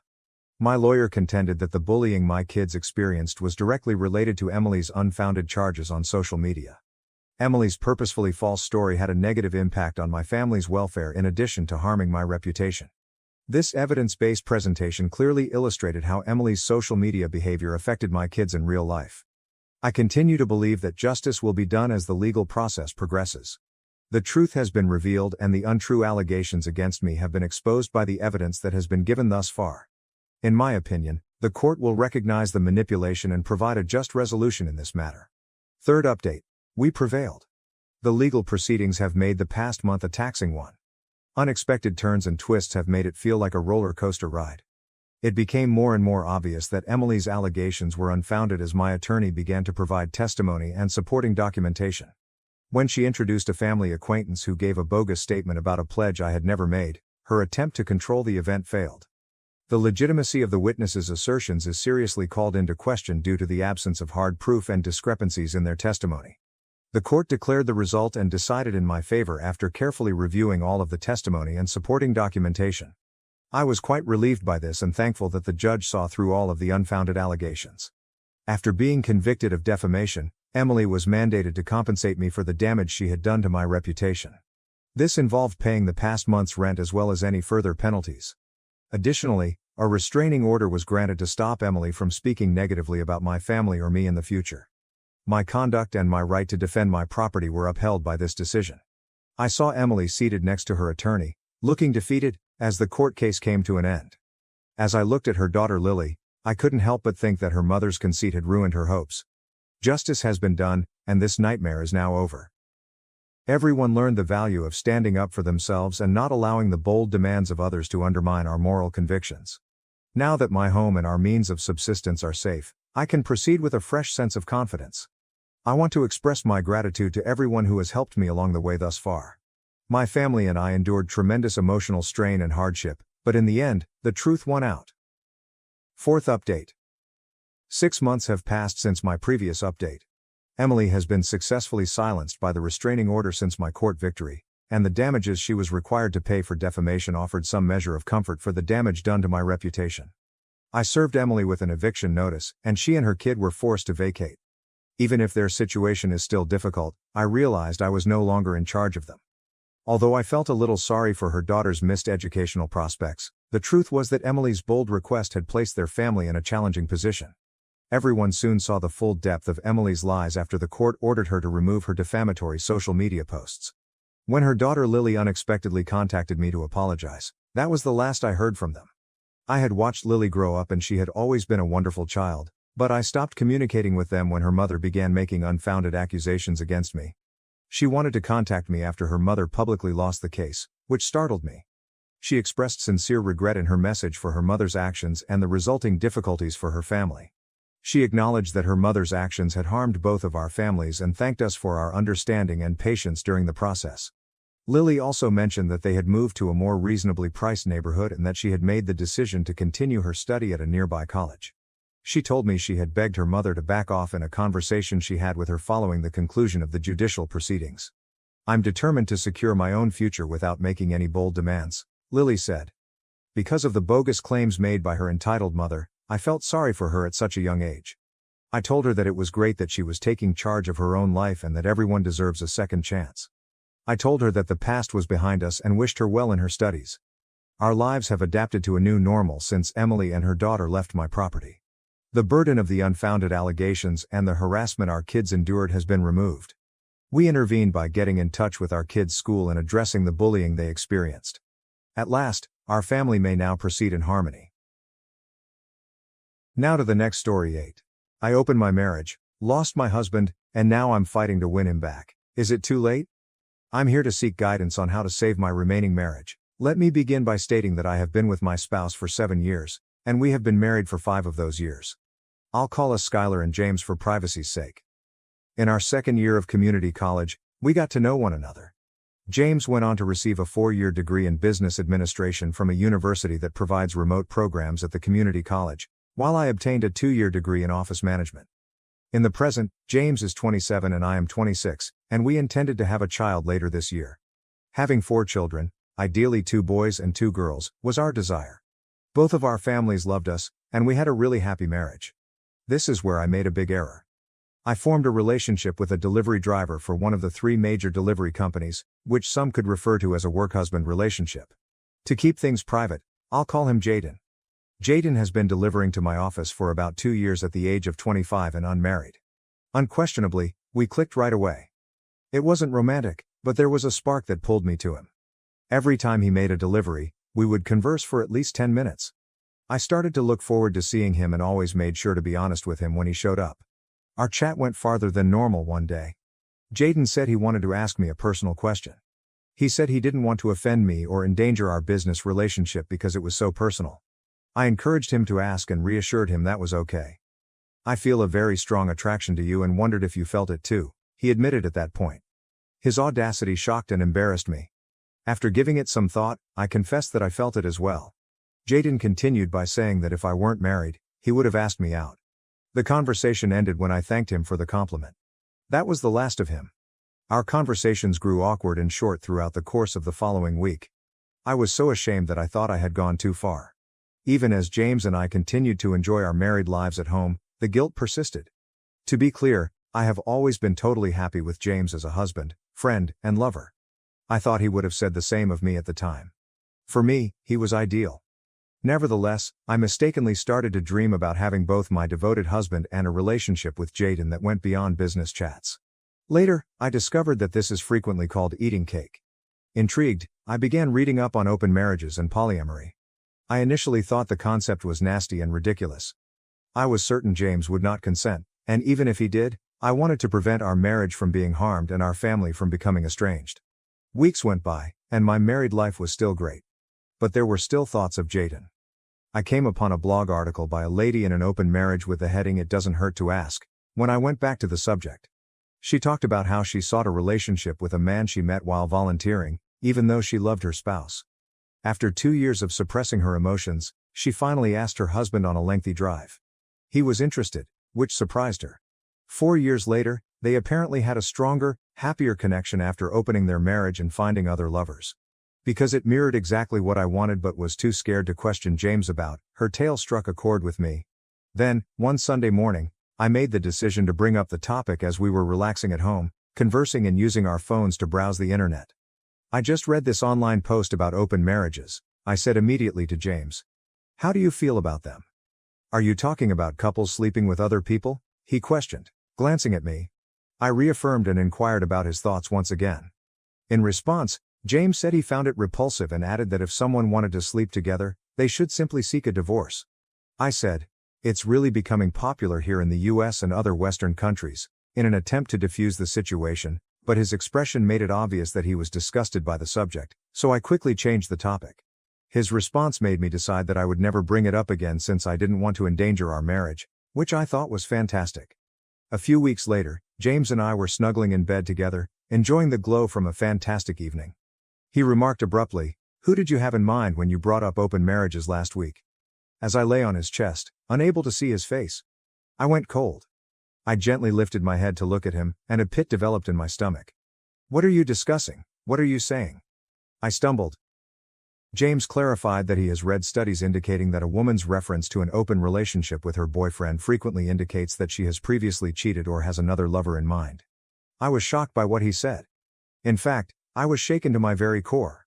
James remarked, "I know you too well," after realizing the effect of his comments. "Just be honest, I can tell you're hiding something." I could have stopped there, but instead I remained silent, turned my head away, and finally told him, "I have never cheated on you and would never do so. Rather, I acknowledged that there was someone at work I may think about if we ever discussed an open marriage." "Tell me about this work friend," James insisted. I reluctantly started to describe Jaden and our encounters, including the moment he revealed his emotions for me. I didn't reveal, though, that I felt the same way about it. I was frightened by James's next statement. "You know, technically, you've already cheated on me." I retaliated defensively, saying, "I haven't cheated." "Your relationship with this Jaden guy is what's known as an emotional affair," James retorted. James gave me an explanation of the term because I had never heard it before. I listened in frustration as he explained the workings of emotional affairs. James finally proposed that we end the conversation since he needed to go to bed because he had an early start the next day. I couldn't fall asleep, but he did.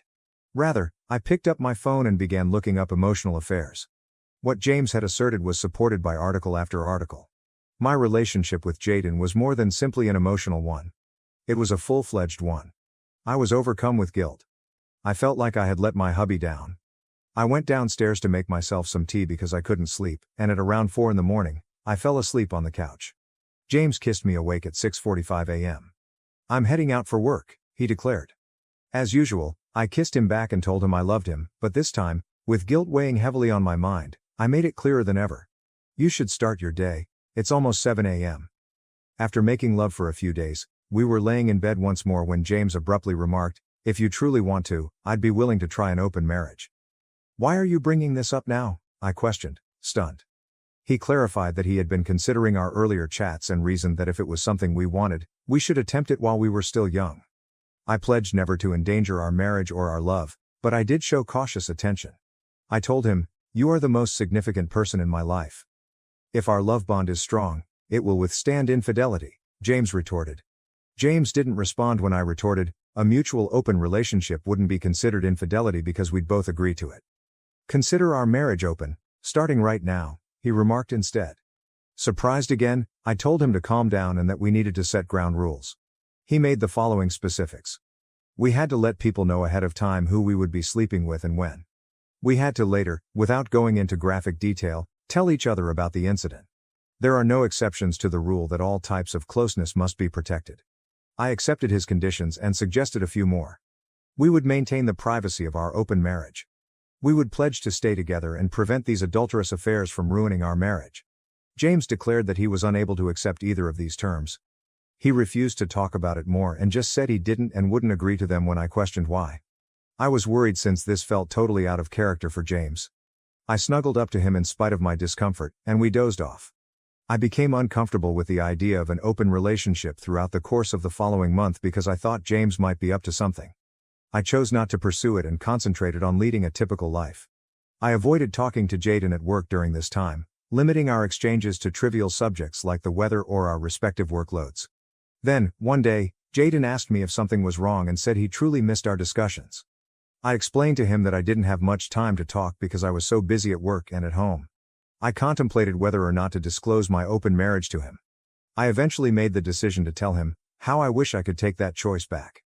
I asked Jaden to join me for a drink after work because it didn't seem acceptable to have such a chat there. He concurred.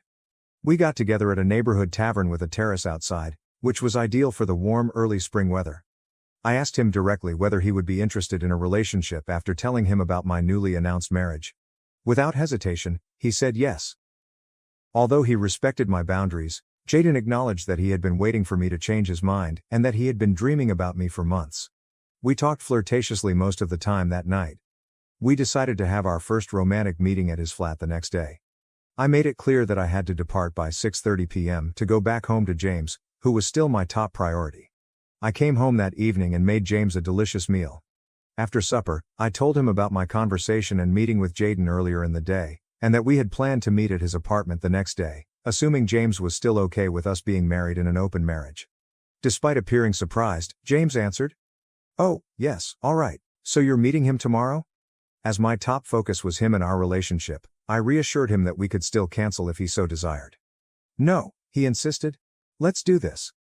In contrast to our typical embraces, I felt hardness and remoteness in his. I blamed it on nerves. We didn't speak much that night as I concentrated on my own work and James worked in his office. I tried to start an intimate conversation with him before we went to bed, but he stated he was too exhausted and wanted to relax. When I woke up the following morning, James had already left, leaving a text message saying that he had neglected to mention an early meeting. He also mentioned that he would see me that evening. This was not like him, but I brushed it off and went about my day as usual, dressing and going to work.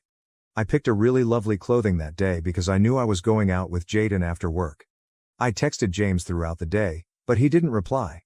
I contemplated calling off our date with Jaden, but I now regret not doing so. I got a text from James at 4:17 p.m. He promised to meet me that evening and wrote that he loved me.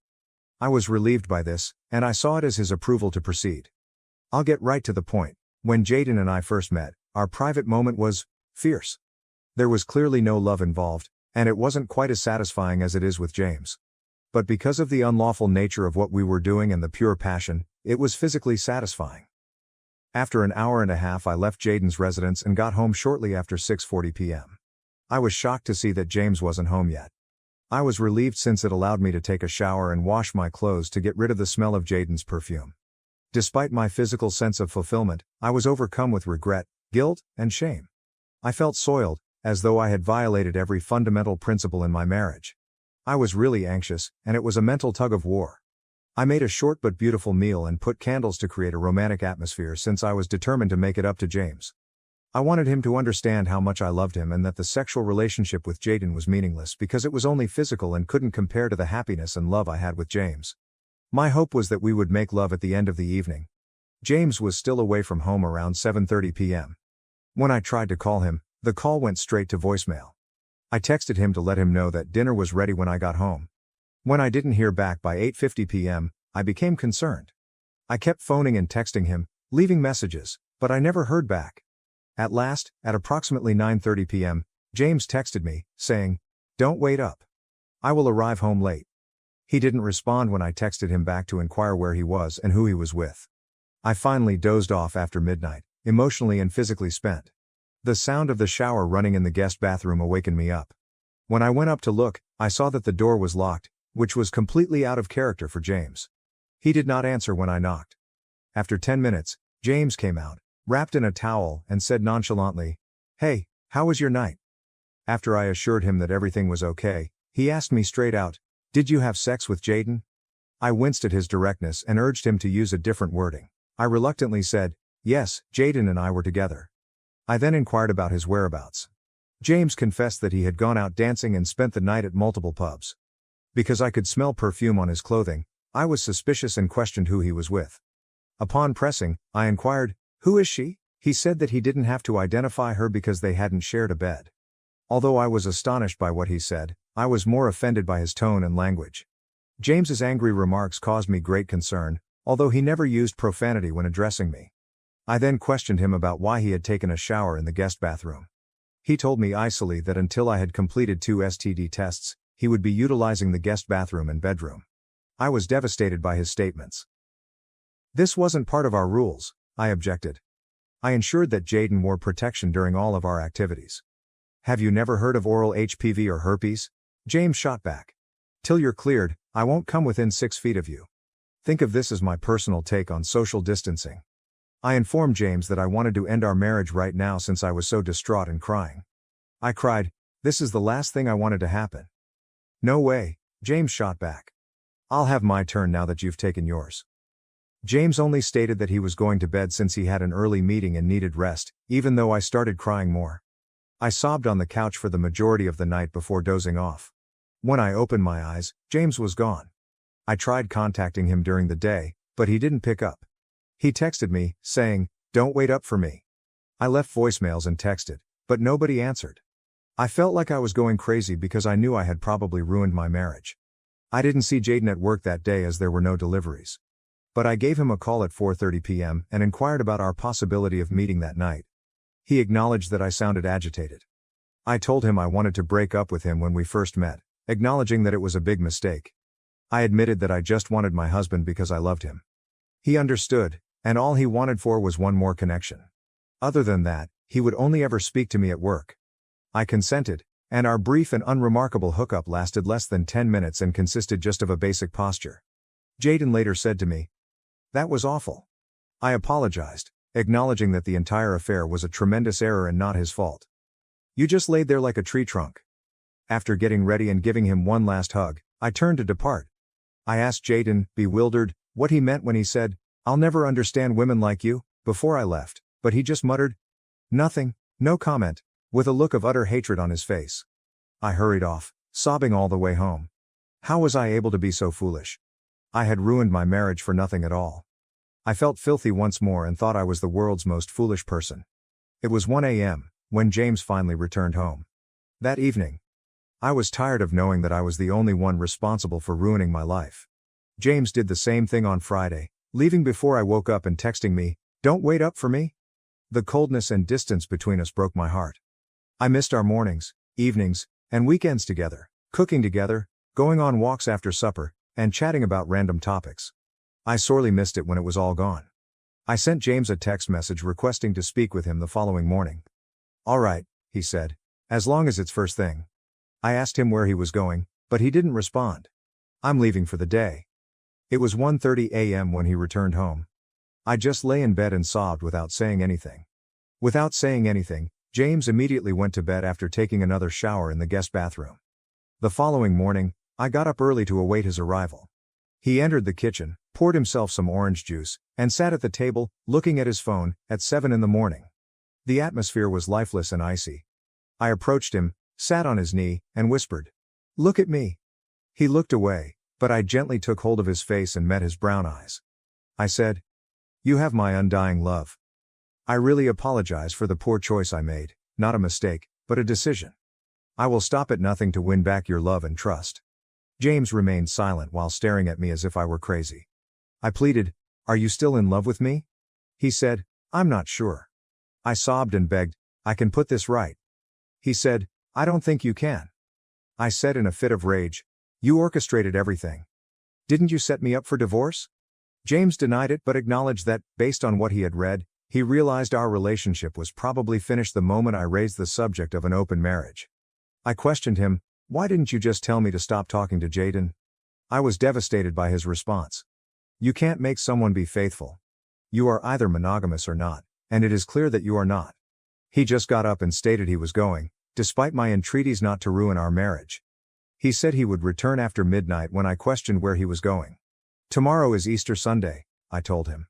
"Our scheduled departure time is 7 a.m. Go visit the home of my parents. We spend every holiday with them because they adore you." James replied icily, "I'm not going." What am I supposed to tell my parents? I begged him to come, shocked. "Tell them the truth," he added with a shrug. He packed a gym bag and left the house without saying anything more, despite my repeated pleas for him to stay. I feel totally deflated and ruined inside. I would appreciate any guidance or recommendations regarding actions I can take to keep my marriage intact. I'm particularly interested in hearing from those who have had similar situations with open marriages and whether or not a couple can move over such a betrayal. After an open relationship, have you been able to successfully reconcile? I appreciate you hearing my tale. I'm going to bed now so I can spend the rest of the day crying.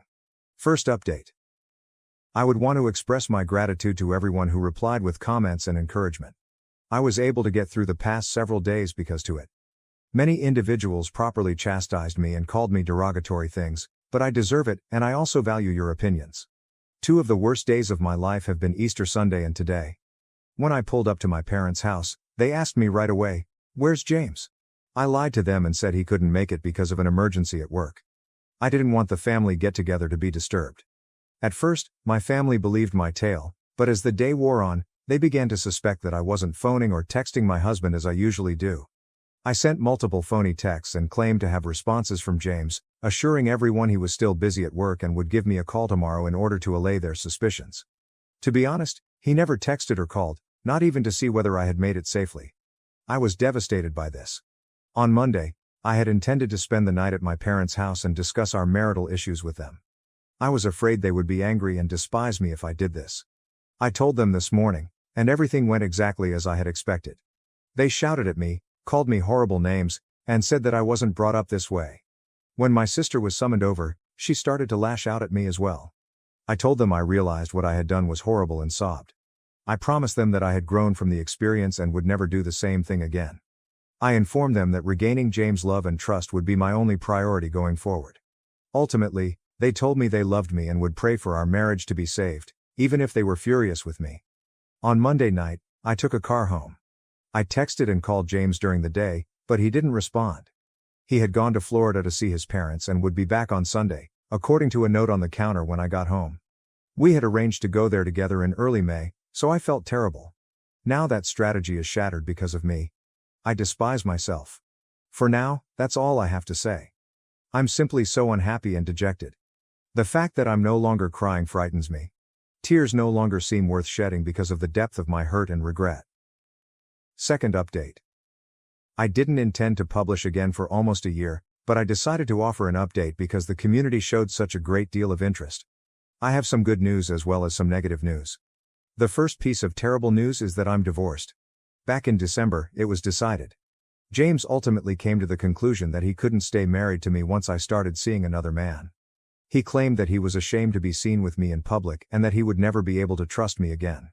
He claimed that he regained his masculinity after the divorce. I disagree, he never lost his manhood, and only our families are aware of my brief relationship with Jaden. Well, anything. The good news, no, the amazing news, is that last month James and I resumed our dating life. It's been great since Valentine's Day, when we reconnected. Our passion level is unmatched, much higher than when we initially started dating 7 years ago, but we only see each other when he wants to, which has been around once a week. James has stated unequivocally that this is merely a physical matter and that we will never again be a couple, get married, or live together. I'll take what I can get, but I'm not really comfortable with this. I want to get James back. I would like to have his children if I am unable to achieve that. I wouldn't baby trap him, so don't get me wrong. All I want is to have kids with him. Without getting married, I've considered how we could divide custody and still work things out. I don't want children with anybody else, even though I know it seems weird, but I love him. I understand that doing this would probably put any future relationships I might have with other men in jeopardy, but I only want James. That's all I have to say for now, and until something significant occurs, I doubt I'll post again. However, I would adore hearing your thoughts about my predicament. Do you believe that my decision to date James is insane? Is it better for me to go on and find someone else to start a family with? P.S. Jaden has never been an option. I simply made a poor choice with him, and I will never do it again. Thank you. Now to the next story 9. My parents skipped my graduation for my sister's party. Ida for cutting ties due to their neglect. Hello Reddit, I've been struggling for years with a family dilemma and I need your opinion. Hold on tight, because this is a lengthy and intricate tale. My upbringing was typical of a suburban American family, but with a twist. The golden child has always been my older sister. It was evident from the time of my birth that my parents had a favorite, and it wasn't me. They wanted my sister to be attractive, athletic, and vivacious, and she was all three. She had the ability to enchant everyone, including neighbors and new classmates, giving them the sense that she was the epitome of perfection. Then there was me. I wouldn't describe myself as typical, but in my parents' eyes, I might as well have been invisible in comparison to my sister. I was constantly failing. They prevented me from being who I am because they wanted me to appear and behave like her. I wasn't even allowed the luxury of attempting to find myself at a time when most children are having a hard time. Allow me to illustrate this with a few instances from our everyday life. My sister was always the main character in school plays when we were kids. Our parents would be in the spotlight, beaming with delight, and she would be given the lead part. I recall having a minor speaking role in the school play one year. I was ecstatic because I believed that this would be my opportunity to finally make them proud. However, my sister had a soccer match the night of the concert, so they were running late. They devoted the remainder of the evening to praising my sister's performance in her game, completely missing my contribution. The family pictures came next. We would take a family photo each year to use on our Christmas cards. With our parents' hands on her shoulders, my sister would always be the center of attention. Almost as an afterthought, I would be off to the side. I requested if I might stand in the center for once when I was around 12 years old. It hurt more than words can describe when my mother laughed it off and said, "Oh honey, your sister is taller. It just looks better this way." As the abandoned kid who lived in their sister's shadow, all I wanted as a child was the approval and attention of my parents. My day used to be brightened by the smallest hint of positive feedback from them. I realize that's pathetic, but at the moment, it meant the world to me. It wasn't made any easier by my sister. I was bullied by her, and she was brilliant at it. She would never stop telling me that I would never be able to live up to her standards and that our parents would never love me as much as they loved her. My self-esteem was influenced for years to come by everyday suffering. I have a clear memory of one occasion. I had just won a local writing competition at the age of 14. I was ecstatic, thinking, at last, I've accomplished something significant. My sister interrupted me at dinner to announce that she had been selected as the cheerleading squad's captain. Suddenly, my accomplishment was forgotten. My parents talked about how this would look fantastic on her college applications for the remainder of the evening. My victory in the event was never brought up again. The preference became much more obvious as we got older. Our parents purchased a brand new vehicle for my sister when she obtained her driver's license.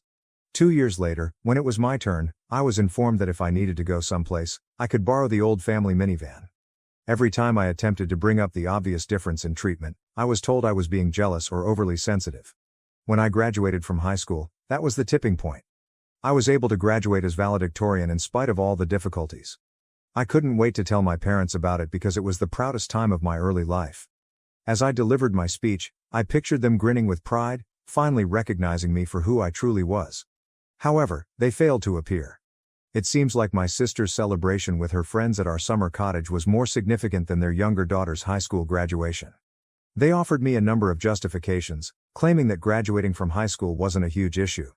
It meant everything to me. I had worked so hard for this moment, which I believed would finally bring them joy. The seats I had set up for the audience were empty, so I recall standing at the stage and looking around in the hopes of seeing their faces. As I spoke at the ceremony, my voice quivering a little, I understood that anything I accomplished would never be sufficient for them.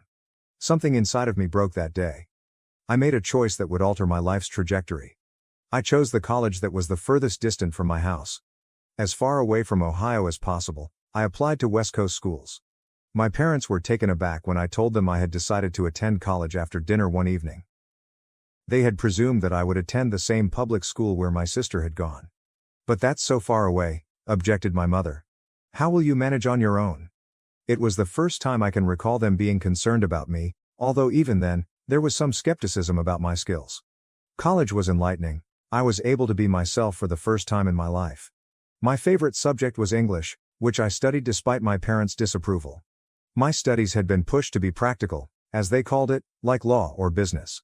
However, I refused to back down. I discovered how to live my life as I desired, ignoring their judgment. I really started to take off in college. I found my own strengths without having to constantly compare myself to my sister. I discovered that I had a knack for journalism after joining the campus newspaper. For the first time, I felt recognized and valued for my own abilities when my professors gave me positive feedback on my work. I also met my future husband while I was a college student. Instead of viewing me as someone's sister or daughter, he viewed me for who I was. We first connected in a literary class for general education. I volunteered to help him with an essay he was having trouble with. We spent hours discussing our lives, aspirations, and anxieties in addition to the assignment. For the first time, I felt like I was being heard. My pals weren't truly friends.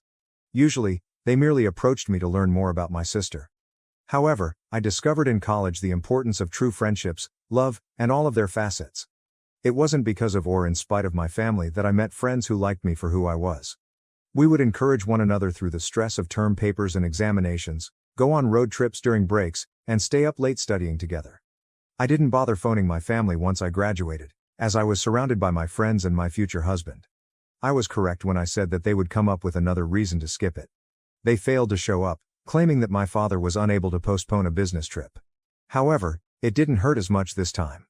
I was surrounded by members of my chosen family who genuinely cared about my progress. I moved in with my now husband, who had secured a position at a tech firm, after graduating and obtained a job in marketing. All I ever heard from my parents when they called at this time was the news about my sister. I never had the stamina to tell them about my life, and they never bothered to inquire about me. Unless they were making negative comparisons to my sister, it seemed as though I didn't exist. One call stands out in my memory. About 6 months had passed since graduation. For someone just out of college, my promotion to junior manager was rather significant. I was thrilled and hoped that my folks would be pleased. I was excited to tell my mother the news when she called. "Oh, that's nice, dear. Did you hear your sister is expecting? We're going to be grandparents," she replied after a brief silence. My sister's pregnancy took up the remainder of the call. No one ever brought up my promotion again. As the years went by, my career took off. I rose through the ranks of the company, receiving honors and promotions, but my family didn't seem to care. My accomplishments were greeted with disdain, or worse, silence, while my sister's merest accomplishments were hailed as national feasts. I made an effort to stay in touch with my relatives. Yes, I did. I would occasionally fly back for Thanksgiving, send birthday cards, and make phone calls on holidays. However, each visit was identical. My sister and her expanding family would take center stage, and I would be relegated to the background. My parents hardly acknowledged me as they lavished affection on her kids, my niece and nephew. I remember one Thanksgiving in particular. I had taken a leave of absence from an important project at work and flown home. I hoped that things would be different this time. Without the typical drama, perhaps we could enjoy a pleasant family meal. How foolish I was. We talked about my sister's recent home improvement and her kids' academic success the whole evening. My father interrupted me in the middle of telling me about my recent promotion to senior manager to inquire about my sister's Christmas plans. My current spouse and I became engaged a few years later. Later that year, we were to get married. Surprisingly, my family expressed interest in the marriage when I told them. I dared to dream for a second that things could be turning around. However, when they learned that my fiancé came from a typical middle-class family instead of a wealthy one, their curiosity soon gave way to disappointment. They wanted me to marry into a family with great social standing, just like my sister did. "You know, your sister's husband is a surgeon, so there must be some good physicians or attorneys at your company." "But honey," my mother continued, her voice brimming with disappointment, "don't you think you could do better?" Their suggestion left me stunned. They were still unable to accept my decisions and see me for who I was after all these years. The final person to find out about my wedding was my sister, who never held back when voicing her dislike for both my fiancé and me. She always talked to me as if I were the dirt under her feet. However, I was insensitive to her reactions by that point because I had grown accustomed to it. She scoffed when I informed her about my fiancé's work and asked, "A marketing manager? I suppose that's nice. Not everyone can marry a doctor, after all." We proceeded with our wedding arrangements in spite of my family's response. With the assistance of my in-laws and friends, the wedding was organized. The parents I never had were my in-laws. I cried more than once because they loved me unconditionally and treated me like their own. They constantly promised me that they would support me because they were aware of my difficulties with my sister and parents. My future in-laws were kind, encouraging, and truly interested in my life, everything I could have ever hoped for in a parent. They celebrated by taking us out to dinner after I informed them of my promotion. They listened to my worries about the wedding and my family's response without passing judgment and provided consolation and guidance. One of the conversations I had with my future mother-in-law almost made me cry. I hesitated when we were discussing wedding invitations because they were from my family. She asked what was wrong after noticing my anxiety. She dropped the pen she was holding and took my hands in hers after I explained the circumstances. "Sweetheart," she declared, "family is more than blood. It's the people who love and support you, who celebrate your joys and comfort you in your sorrows. We may not have given birth to you, but you are our daughter in every way that matters." I couldn't adequately convey the significance of her words. For the first time, I felt like I belonged somewhere and that people loved and respected me for who I was, Not how I compared to other people. Ultimately, my parents weren't happy with the way our wedding was organized. Only our closest friends and family were invited to the tiny, uncomplicated wedding. My fiancé and I both desired a simple wedding that would highlight and symbolize our relationship and love. However, my parents urged me to alter the specifics in order to accommodate a larger gathering with lavish decor. They contended that since I was their daughter, I ought to get married the way my sister did. Their last-minute suggestions irritated me, so I urged them to focus on me for once. This is my wedding, I firmly informed them. We want a small, intimate ceremony with the people who truly care about us. If you can't respect that, then maybe you shouldn't come at all. It was so quiet on the other end of the phone. My sister was clearly struggling to come to terms with the fact that my wedding day will be all about me. Every time we met, she made sure to demoralize me by making crude remarks about what a real wedding ought to be like. With a tone full of phony worry, she would ask, "Are you sure you want to do it this way? People might think you can't afford a proper wedding. It's not too late to let mom and dad help, you know." I was experiencing a mixture of trepidation and excitement as the wedding day drew near. The family conflict was clouding what should have been the happiest day of my life, even though I was excited to marry the love of my life. There was a lot of last-minute planning going on the week before the wedding. We were rushing about to finalize the details, check with vendors, and greet visitors from out of town. My phone was eerily silent the entire time. There were no texts from my sister wishing me luck or calls from my parents asking if I needed assistance. The quiet was a fresh source of worry as well as a relief. My phone eventually buzzed the night before the wedding, while we were sitting in our apartment surrounded by seating maps and wedding favors. My mother sent me a text. "Your father and I will see you tomorrow. Don't forget to wear the necklace your grandmother left you." No congrats. No show of enthusiasm or affection. Just a little reminder that I was already going to wear a family heirloom. That night, I slept with a knot in my gut, wondering what the next day might hold. Would I be accepted for who I am by my family at last? For a single day, might they put aside their criticisms and comparisons and just be pleased for me? Or was I preparing myself for one last heartbreaking letdown? I had no idea that the worst was still to come. I'm at a loss, Reddit. The catastrophe on the wedding day and the events that transpired have caused me to doubt everything. Is it inappropriate of me to want my parents to attend my special day? Are years of neglect causing me to overreact? I want your honest thoughts. Is it time to break off relations with my family, or should I keep fighting for a relationship? I'll provide an update on the wedding day and its aftermath shortly. I would be very grateful for any guidance or assistance. I feel like I'm at a fork in the road and don't know which way to go. First update. I appreciate all of your support on my last post, Reddit. I've attached the update I promised regarding my wedding day and its events. On the morning of my wedding, I felt both anxious and excited. My mom called as I was getting ready.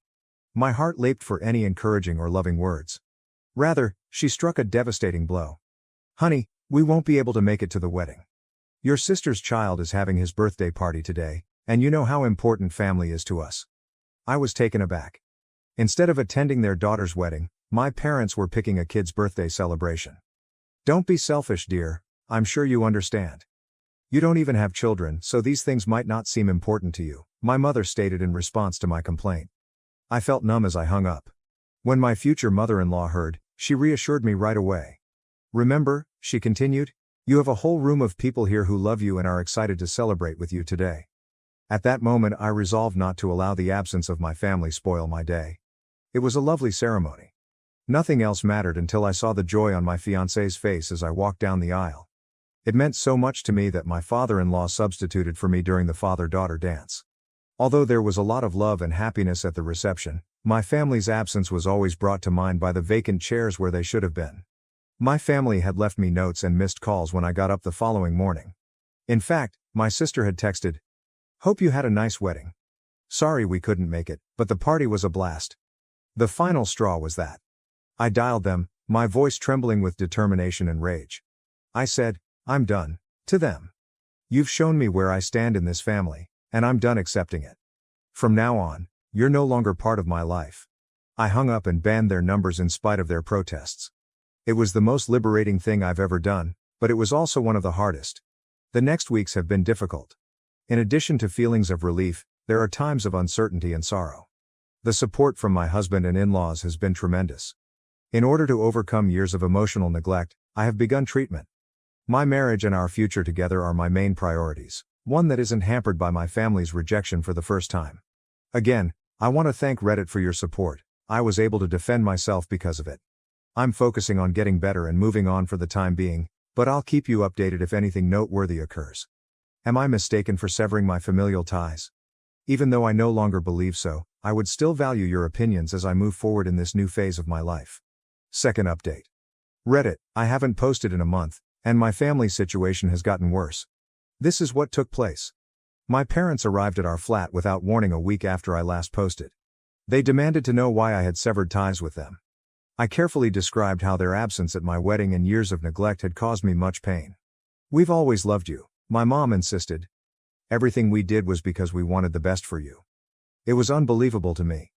I explained to them how their partiality had damaged my self-worth and how, as a result of their treatment of me, I had spent years believing I was unworthy.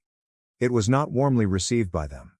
While my mother wept over me breaking her heart, my father accused me of being ungrateful. Fortunately, my in-laws showed up and requested that my parents vacate. When you're done with this tantrum, you know where to find us? My mother added as they departed.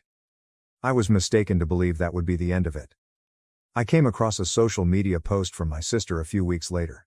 Finally got my dream bike. Thanks, Mom and Dad, was the caption for a picture of her holding my old motorcycle. I was taken aback. I purchased that bike on my own after graduating from high school. I intended to bring it to my new residence following the wedding, therefore I had left it at my parents' house. My sister confirmed that our parents had given her the bike when I called her. My parents dismissed it when I brought it up, claiming that once I was married, I no longer needed it. My father told me, "Don't be selfish. Your sister needs it more than you do." That was the last straw. I threatened to take legal action if they didn't return the bike right away. They said I couldn't sue my parents, laughing. I answered, "Watch me," and hung up. My husband and I talked it over and ultimately agreed to get legal advice. She verified that we had a case. I owned the motorcycle, which I had paid for myself. We have formally demanded in writing that the motorcycle be returned. We're ready to go to court if that doesn't work. I never imagined that I would have to consider taking my own parents to court, yet here we are. Am I going too far by bringing up attorneys, Reddit? Is it right for me to hold my ground or should I let the motorcycle go for the sake of peace? As soon as my parents respond, I'll provide an update. I would be grateful for any guidance or assistance. All of this feels unreal, and I'm having a hard time figuring it out. I appreciate your support, everyone. You don't realize how much it matters. Third update. Hello Reddit, I'm back to provide the resolution to this family drama, which has been going on for approximately 3 months. I want to thank each and every one of you for your unwavering support during this challenging road. A lot has transpired. Let us start by discussing the motorcycle's legal status. My parents originally disregarded the formal letter we wrote requesting its back. They appeared to believe that we were threatening to file a lawsuit. My father finally answered the phone when our lawyer called to follow up, but he only did so to deny our accusations and threatened to disown me if we went any further. We made the decision to bring a civil lawsuit. Although it was a difficult choice, we believed that we had to defend our position. It was a weird day when we learned that the lawsuit had been filed. I never thought that my parents and I would be involved in a court case, but here we were. To our astonishment, my parents' attitude drastically altered once they recognized how serious we were. They wanted to talk things out, and stay out of court all of a sudden.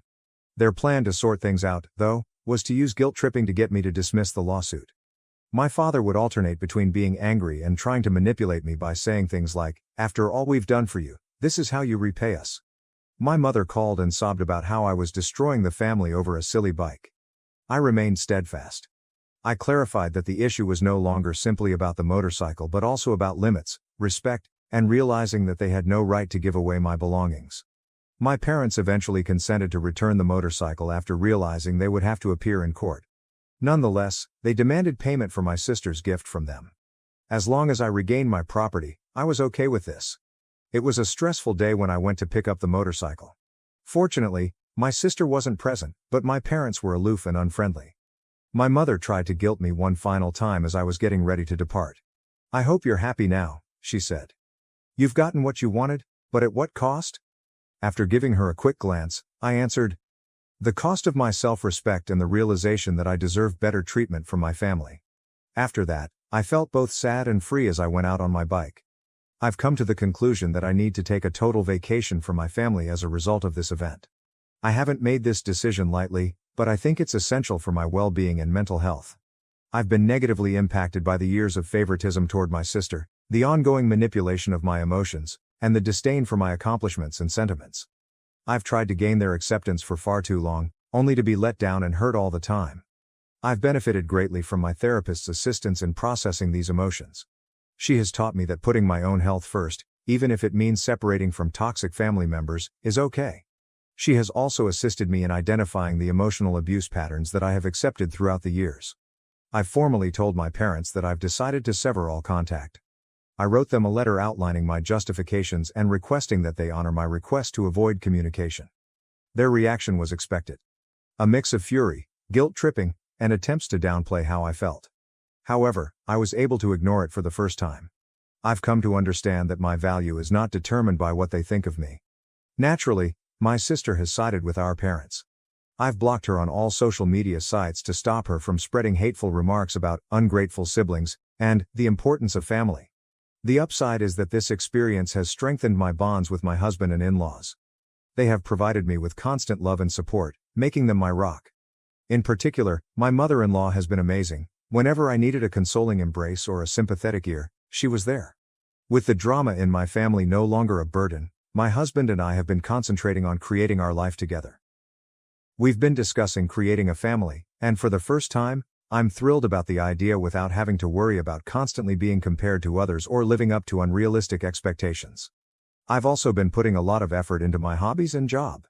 Painting has been immensely therapeutic and has helped me rediscover aspects of myself that I had repressed for years. I've always wanted to try painting but never did because my parents didn't think it was a useful skill. We've been hanging out a lot with friends who have grown to be like family. Being around by upbeat, encouraging people has completely changed the way I view the world. In retrospect, I can say that this entire experience has been both transforming and extremely painful. I've learned to prioritize my own well-being, set limits, and advocate for myself. I've come to understand that family is made up of those who love and support you without conditions, not just blood ties. I want to reassure those who may be in similar circumstances, it's acceptable to keep your distance from poisonous family members. Prioritizing your happiness and mental well-being is okay. You should be supported, loved, and respected, and sometimes it means starting your own family. I would want to express my gratitude to this community for all of your help and guidance during this trip. You have no idea how much your encouraging comments have meant to me. They have made me believe in myself and have given me courage in the most trying times. I feel optimistic about the future as I finish this chapter of my life.